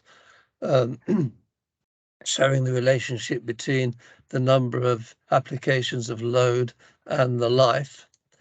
The problem with the Ashto road test is that that study was on a soil that froze in the winter and became very strong, but in the spring it thawed and became very weak. So to actually analyze the data to say what would happen under situations where you didn't have a frozen winter and a spring thaw was actually quite difficult. And not taking anything away from the engineers who did the analysis, the resulting subgrade failure criteria was extremely conservative. And a lot of people have noticed that. Fortunately, we had a very comprehensive study by Lynn Irwin from Cornell University and Vincent Janu from the US Corps of Engineers, plus an international team working on the US Army's heavy vehicle simulator in downstate New York over a period of about 5 years, where I think it was 12 subgrade were designed and trafficked with the heavy vehicle simulator, different moisture contents, different materials, and subgrade strain criteria were developed, which were much less conservative than the old one. Other people had discovered the same thing. In Australia, the subgrade strain criteria is much less conservative than the old Ashto one. I believe CSIR have also got a revised one. But the results of that comprehensive study is that as a failure at subgrade level has been quite rare because people have been over-designing, and it's still quite rare. So that's the second major issue that we have to deal with. Next slide, please, Andrew. Just to illustrate the subgrade strain criteria, on the left-hand side, we've got microstrain, and along the bottom, on a log scale, the number of passes. And you can see the green line is the US average, but the shell line is very, very much steeper than the others. And you can see the shell line, or the one from the asphalt pavement study, shows that the life can be really quite low compared with, if you look at the top blue line, USA strong.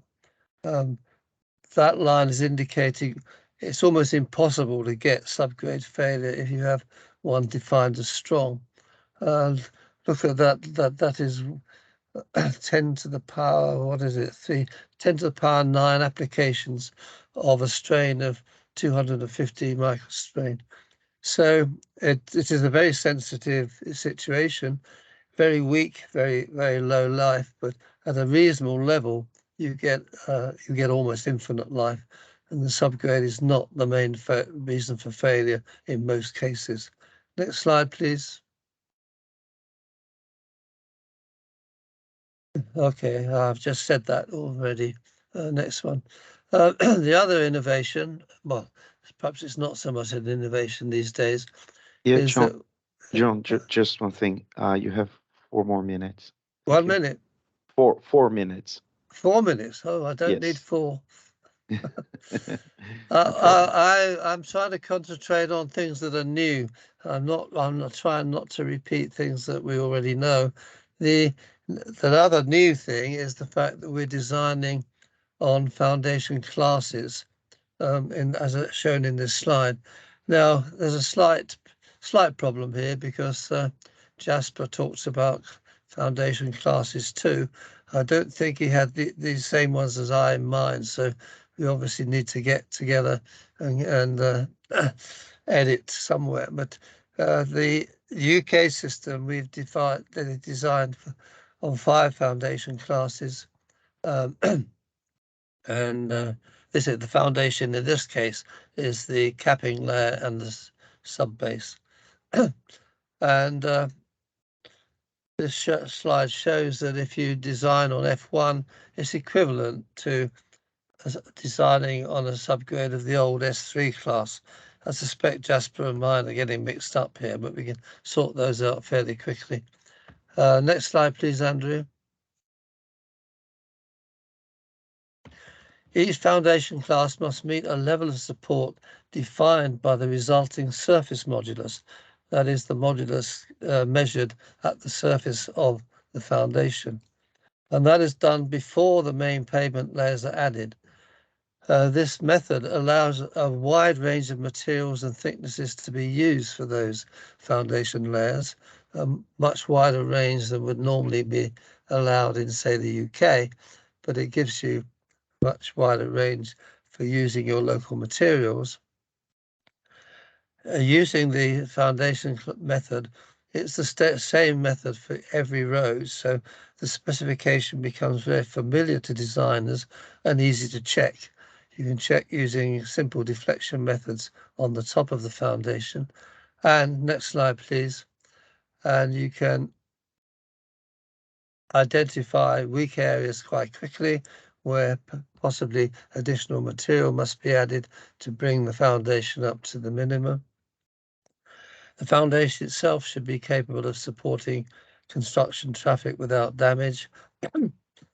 A strong foundation, some of these are quite strong, allows a reduction in the thickness of the more expensive pavement layers, so that's a benefit too. The foundations that I described in the previous slide are not necessarily fixed. We can change those if it's thought necessary. We probably need to have a discussion amongst ourselves as to whether to stick with the foundation designs that we use in UK in terms of the foundation strength, or maybe given better materials, perhaps we should go for slightly higher foundation levels. That's still to be decided. Next slide, please. Now, the last slide, or last 2 slides, is the presentation of the designs. At the moment, we plan to use traditional charts drawn as in the existing version. They are easy to read and popular, and the next slide just shows you an example. If you can't remember what they look like, very easy to see the thicknesses that you need, and very easy to see the materials. We're proposing to use the same system rather than tabulating with lots of numbers, which we've been criticised for before. So unless anyone's got a better way of presentation, this was how we thought to do it. Next slide, please. Oh, a few words about mechanistic modelling. Somebody has already mentioned this earlier. I've been it's been commented that I'm sort of anti MLET and theoretical analysis. That's not quite true. Mechanistic modelling can help, but we must always remember that it's based on various assumptions that are not all strictly true and only approximations. So, next slide, please. If we are going to use theoretical methods, as has been mentioned earlier with elastic moduli, we have to bear in mind that there are approximations, but the one thing that is very true about it is that the approximations can work because they give you a very good idea about the relative performance or relative conditions between the pavement layers. So as long as you can actually fix something by calibration, we can make the method work, and that's really the trick. It has to be calibrated against actual performance and actual measured stresses and strains. This was just a quick slide to indicate some of the approximations. One of the theories is that it has to be homogeneous, but of course a real pavement layer is not homogeneous. There are cracks in it and large particles, weaknesses. So I'm saying if the method can be modified for the critical stresses and strains to agree with measured values, then the stresses and strains in similar pavements can be calculated, and pavements on different subgrades and for different traffic levels can be designed. But the key there is you have to calibrate it, and therefore you have to have measured real stresses and strains in existing roads. And the problem with that is if a road fails, identifying why it's failed is almost a major research exercise, and most of the time the critical stresses that have caused the failure have not been measured. So that calibration process is not simple. It's a little research project in itself, but once you've done it, you can apply it to your materials in your climate and your conditions. So I'm not against MLET. I'm just warning that it's not as simple as many people think.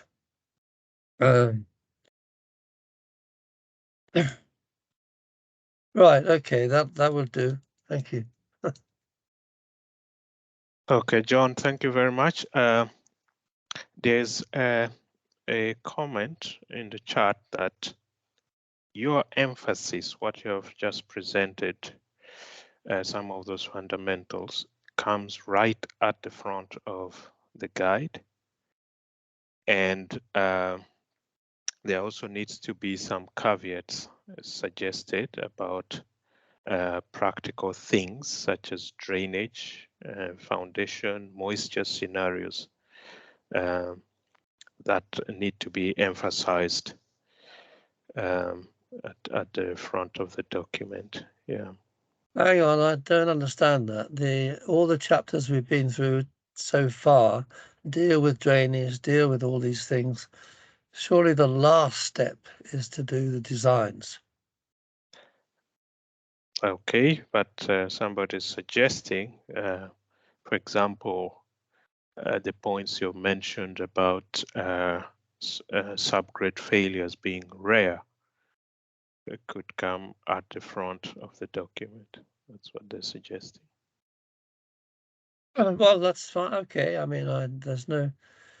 I think in the introductory chapter, some of these things need to be, as you say, stressed or mentioned at the beginning, so that the reader has them in mind. But okay. Thanks, John. Tyrone, please go ahead.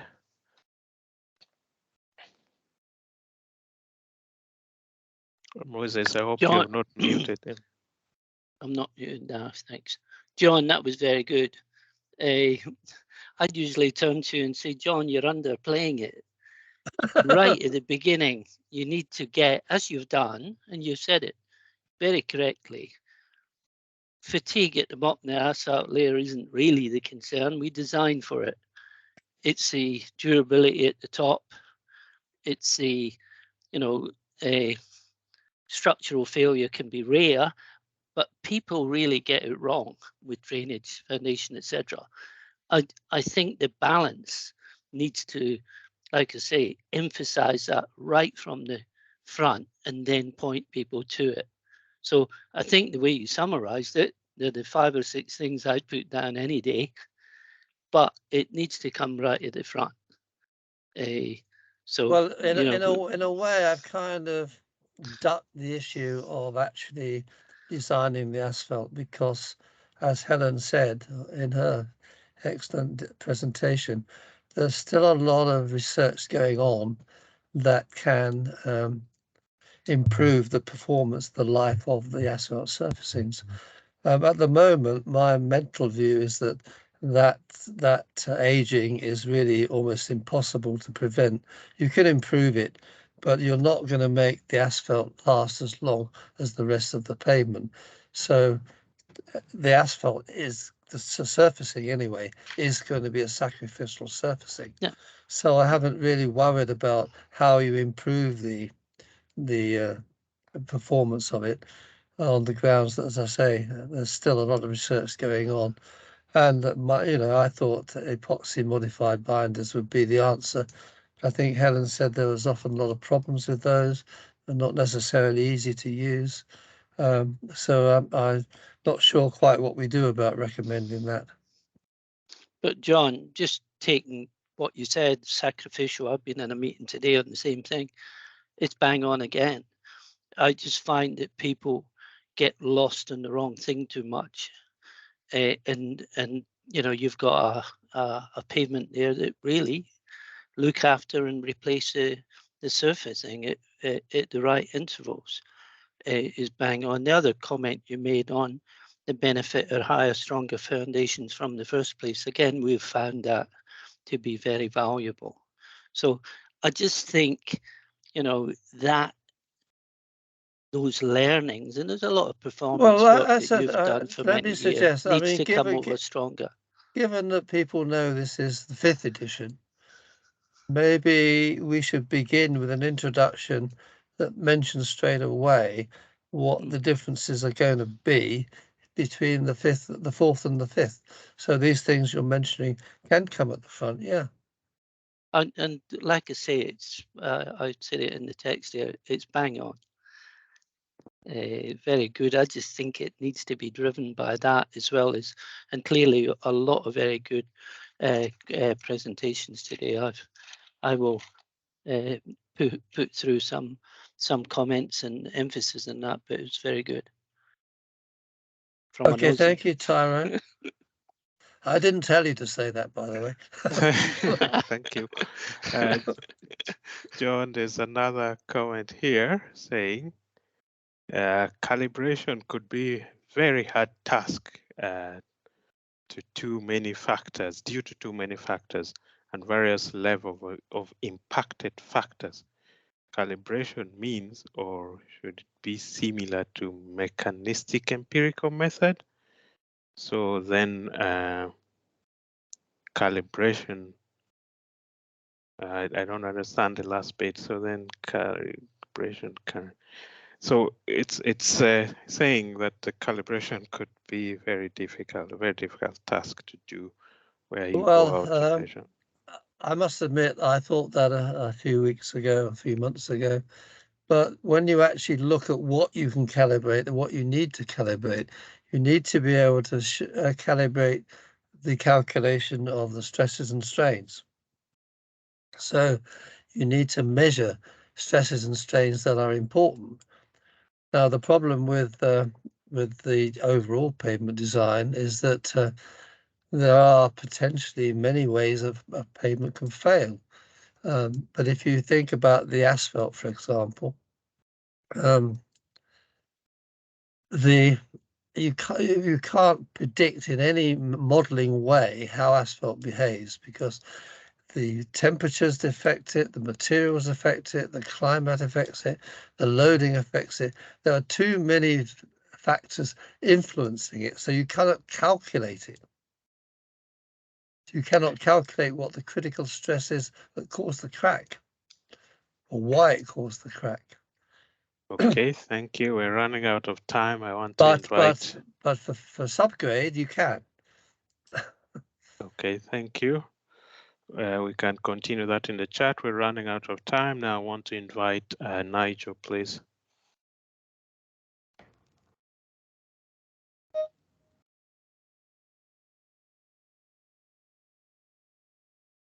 Hello. Good day to you all. Thank you for attending. So I'm just going to give you a quick talk about Chapter 10, Design of Rigid Concrete Pavements. Okay, Andrew. Okay, to start with, the background. I mean, this new chapter on concrete roads, not many, well, lots of pavement engineers are unfamiliar with concrete as the material. So I've included quite a comprehensive description of concrete, the pros and cons of it at the start. So not just dive straight into the design, assuming that everybody knows about concrete. Okay, thanks, Andrew. Okay, so in the chapter, I'll introduce concrete as a material. The main things about concrete, you know, that it shrinks and it cracks when you cure it. And then once it's fully hardened, it expands, contracts, curls and warps, which people may not appreciate. I mean, even in the recent hot weather in the UK, we've had some of the hottest temperatures ever recorded. And we've had some failures of concrete roads where they've expanded more than they've ever expanded before and caused blow-ups. I'll show you some pictures later on. So explaining the components of concrete, the importance of curing when water is added to the mix. That's when the strong concrete bonds are formed in the concrete, so that's essential. And for me, one of the particular things is to highlight the importance of a non-erodible subbase under the concrete layer.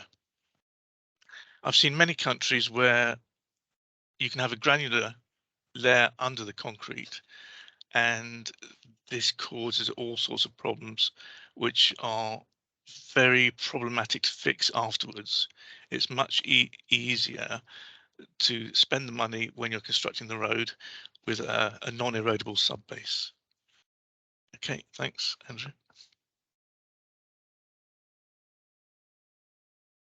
So also explain the key features of concrete pavements, contraction and expansion joints, dowel bars and tie bars, and when each is used in relation to different concrete pavements. I mean, some people look at a jointed concrete pavement and think they're just like paving slabs with sort of square sides and no interlock between the slabs, but they couldn't be further from the truth because the slabs are linked to tied to the adjacent lanes and then have load transfer devices running along the road. So also, this isn't a typical manual in that it doesn't dive straight in. It gives the pros and cons of concrete roads, environmental benefits, and some of the problems associated with different types of concrete road. So in the manual, we look at jointed unreinforced concrete pavements, both with and without dowels, jointed reinforced concrete pavements, continuously reinforced concrete pavements, and continuously reinforced concrete base, which is basically a CRCP with a thin asphalt surfacing.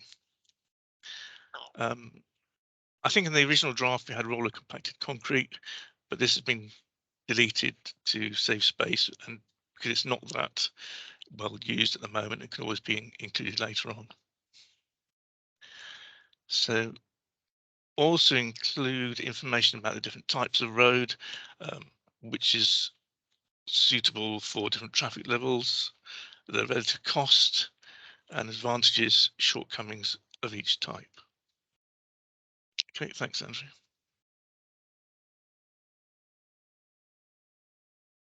Okay, it also gives the main factors in the choice of concrete pavement type, and the most important factors on the performance. Also describes things like surface texture, which other manuals often don't do, and explains when an asphalt surface should or should not be used. And then we explain the concrete pavement design process. Okay, thanks, Andrew.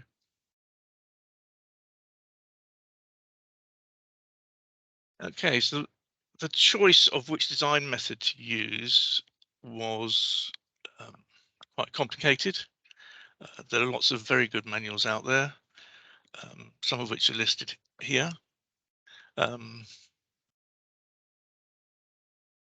Okay, next, Andrew.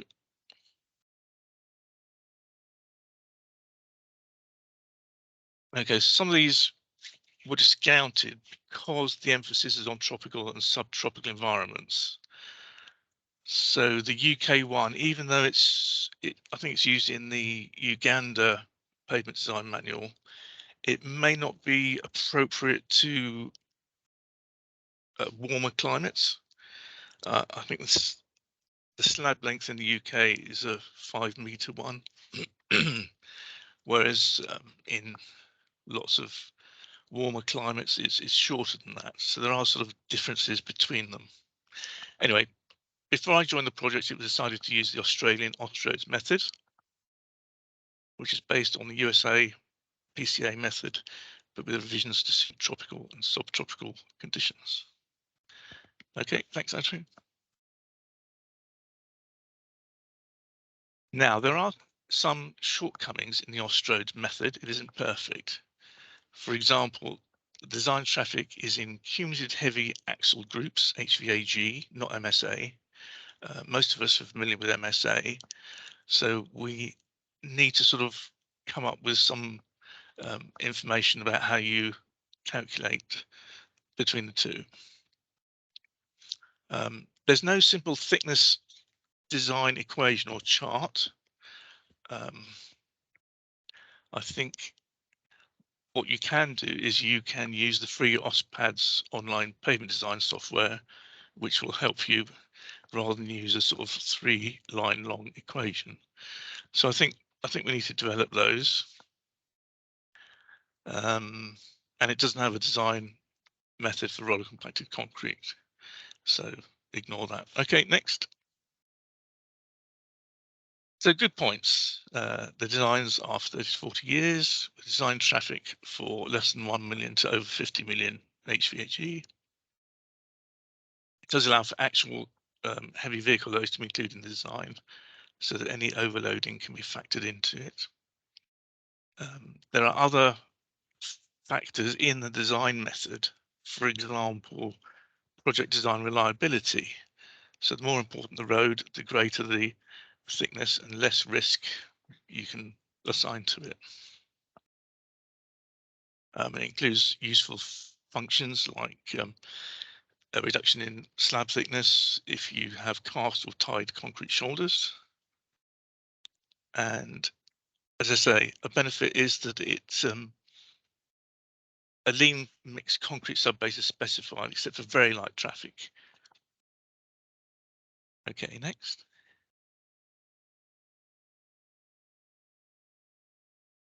So I've already received some feedback which will be taken on board. These include adding more information about concrete mix design, including aggregate grading envelopes and typical strengths of concrete for pavements. Originally, I didn't want to include this because each country will have its own sort of mixed design, but I agree that if it doesn't, then it would be useful for comparison purposes. Again, we need to add user-friendly charts, such as the example that John Rolt showed, rather than equations. And if possible, I think in the spreadsheet version, if that's correct, Andrew, we're going to include some conversion factor for MSA and HVAG. Okay, next one.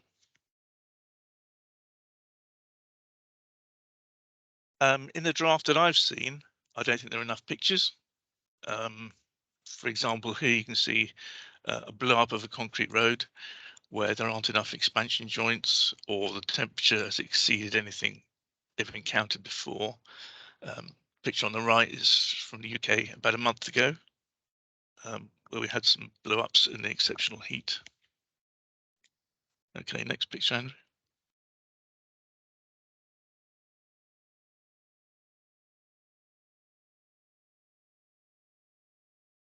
Again, I'd like to add more pictures because I think one picture shows a lot of information. Here we can see granular subbase underneath the concrete pavements, and you can see the staining on the hard shoulder where the subbase granular material is being pumped out due to the action of traffic. Nigel, just a reminder, you have 4 more minutes. Yep, this is nearly the last slide. Okay, next one, Andrew. Yes, if there is time, I would like to undertake comparisons with other design methods to see how different the calculated concrete thicknesses are. It's been reported the UK design is highly over-designed, but I haven't actually done the numbers yet to see how it compares with other designers in use around the world. Okay, thank you. Next. And that's it. Any questions or comments? Okay, there's a question in the chat which says, how widespread is the use of concrete pavements as done in rural roads in Nepal at sections of high gradients, that is exceeding 12%, or in poorly drained, weak subsurface areas?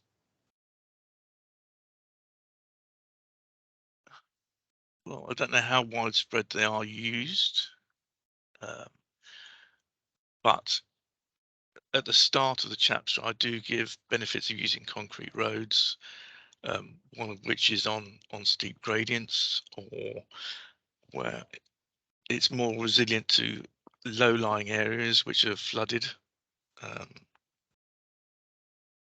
And you can also add, for example, different admixtures to make it more resilient to seawater. So if you've got a road right next to the sea, you can add sulfate resisting concrete, additives like that. There are lots of benefits of using concrete roads, especially with the increased temperatures we're getting and climate changes. I'm sure it'll be more widely used. Okay, I think that's all I can see in the chat. Right, thank you. We've basically run out of time now. We have only 5 minutes left. Maybe I just make mention of a few things. Hydraulically bound materials, there's a chapter there which is largely based on the RN 31 4th edition. We've introduced hydraulic road binders, and you can find all that there. We also have something referred to as immediate bearing index, which gives you an indication of whether you can open a stabilized road layer immediately to traffic. It's a very simple test based on the CBR test. We've added that in because that's usually a hindrance in opening up of stable roads where hydraulic materials have been used. In pavement rehabilitation, this is largely adapted from Road Note 18, and we've divided it into surface defects and their treatments and structural defects and their treatments. The surface treatments are both for bituminous seals and asphalt concrete surfacings. We've provided 3 methods of structural overlay design. The favorite one being the method one, which combines structure, number, and deflections. There's also the common one, which combines deflection and rut depths, and then the analytical method, which is linked to the pavement design for new pavements.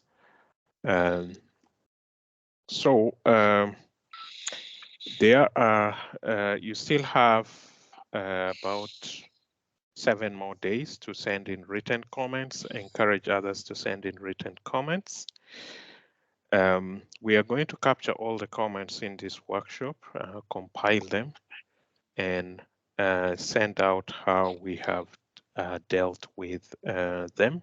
We'll send you feedback, email it to you, how we have addressed your comments in the guide.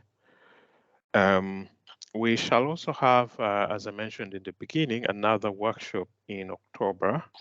Around the 20th of October, we'll invite you again to show you how we have taken on board some of the lessons that we've learned from road performance data that we have obtained from various countries, and how we have incorporated these in the guideline. I think that's it from me. Maybe if Bernard would like to say a word or two. Bernard or Francis.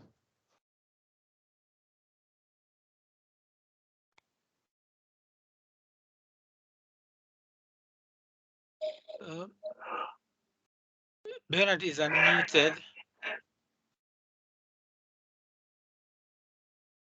Is muted or unmuted? Oh, he is muted. Okay. Moses, can you please unmute Bernard? Yeah, he needs to unmute himself. Okay. Yeah.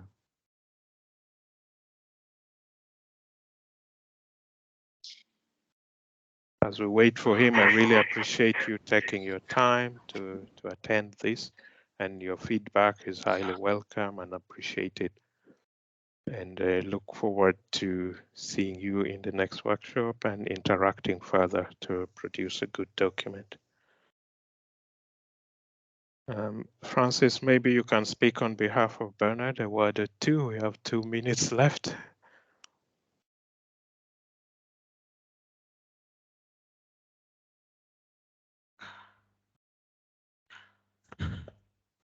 Thank you, Andrew, for organizing this workshop. And I would also like to send my gratitude to all the participants in this workshop, and obviously for everyone's contribution from the beginning of this project.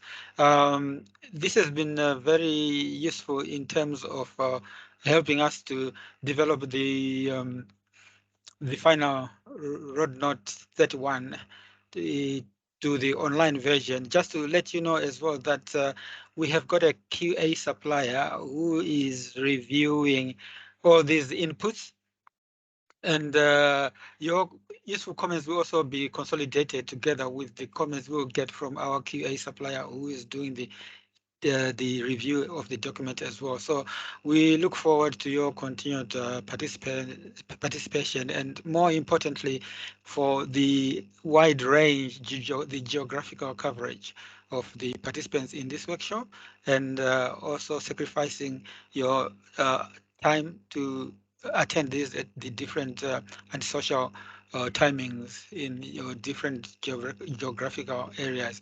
Just to get clarification from Andrew, could you please give us a timeline of when this project is going to be completed and the key elements that are associated with that? Okay. The project overall is supposed to end on the 31st of December. So counting backwards, we are going to have 2 dissemination workshops, one in Mozambique and one hopefully in Bangladesh, to disseminate them, and there will be documents that come out of that dissemination, those dissemination workshops that include worked examples and things like that. We also would have published by mid-November or end of November the final draft RN31, which would have taken on board all these comments and the comments you're going to raise and those from the QA supplier. And as I said before, in October, around the last week or 20th, we'll have a workshop which shows you where we discuss the lessons we've learned from data gathered. Yeah, thank you. Thank you very much, Andrew, and everybody who has attended and contributed behind the scenes. I'll hand over back to you, Andrew. Okay, just to say thank you all and thank you for coming and bye. You can still send in comments until the 27th. Oh, just one more thing. When can we expect the transcript to be shared? Give us about, I think 2 weeks from now, because we've allowed the time for comments to come until 27th. So I think that should also have, yeah. I think we're referring to the presentations. So some of us have not been able to. Okay, that will be shared by tomorrow. Oh, will be shared. Just need to compress it to a emailable size. Yeah. Okay, thank you very much. Okay. Okay, thank you all. Bye. Thank you. Bye. Bye. Yeah. Thank you and goodbye. Thank you.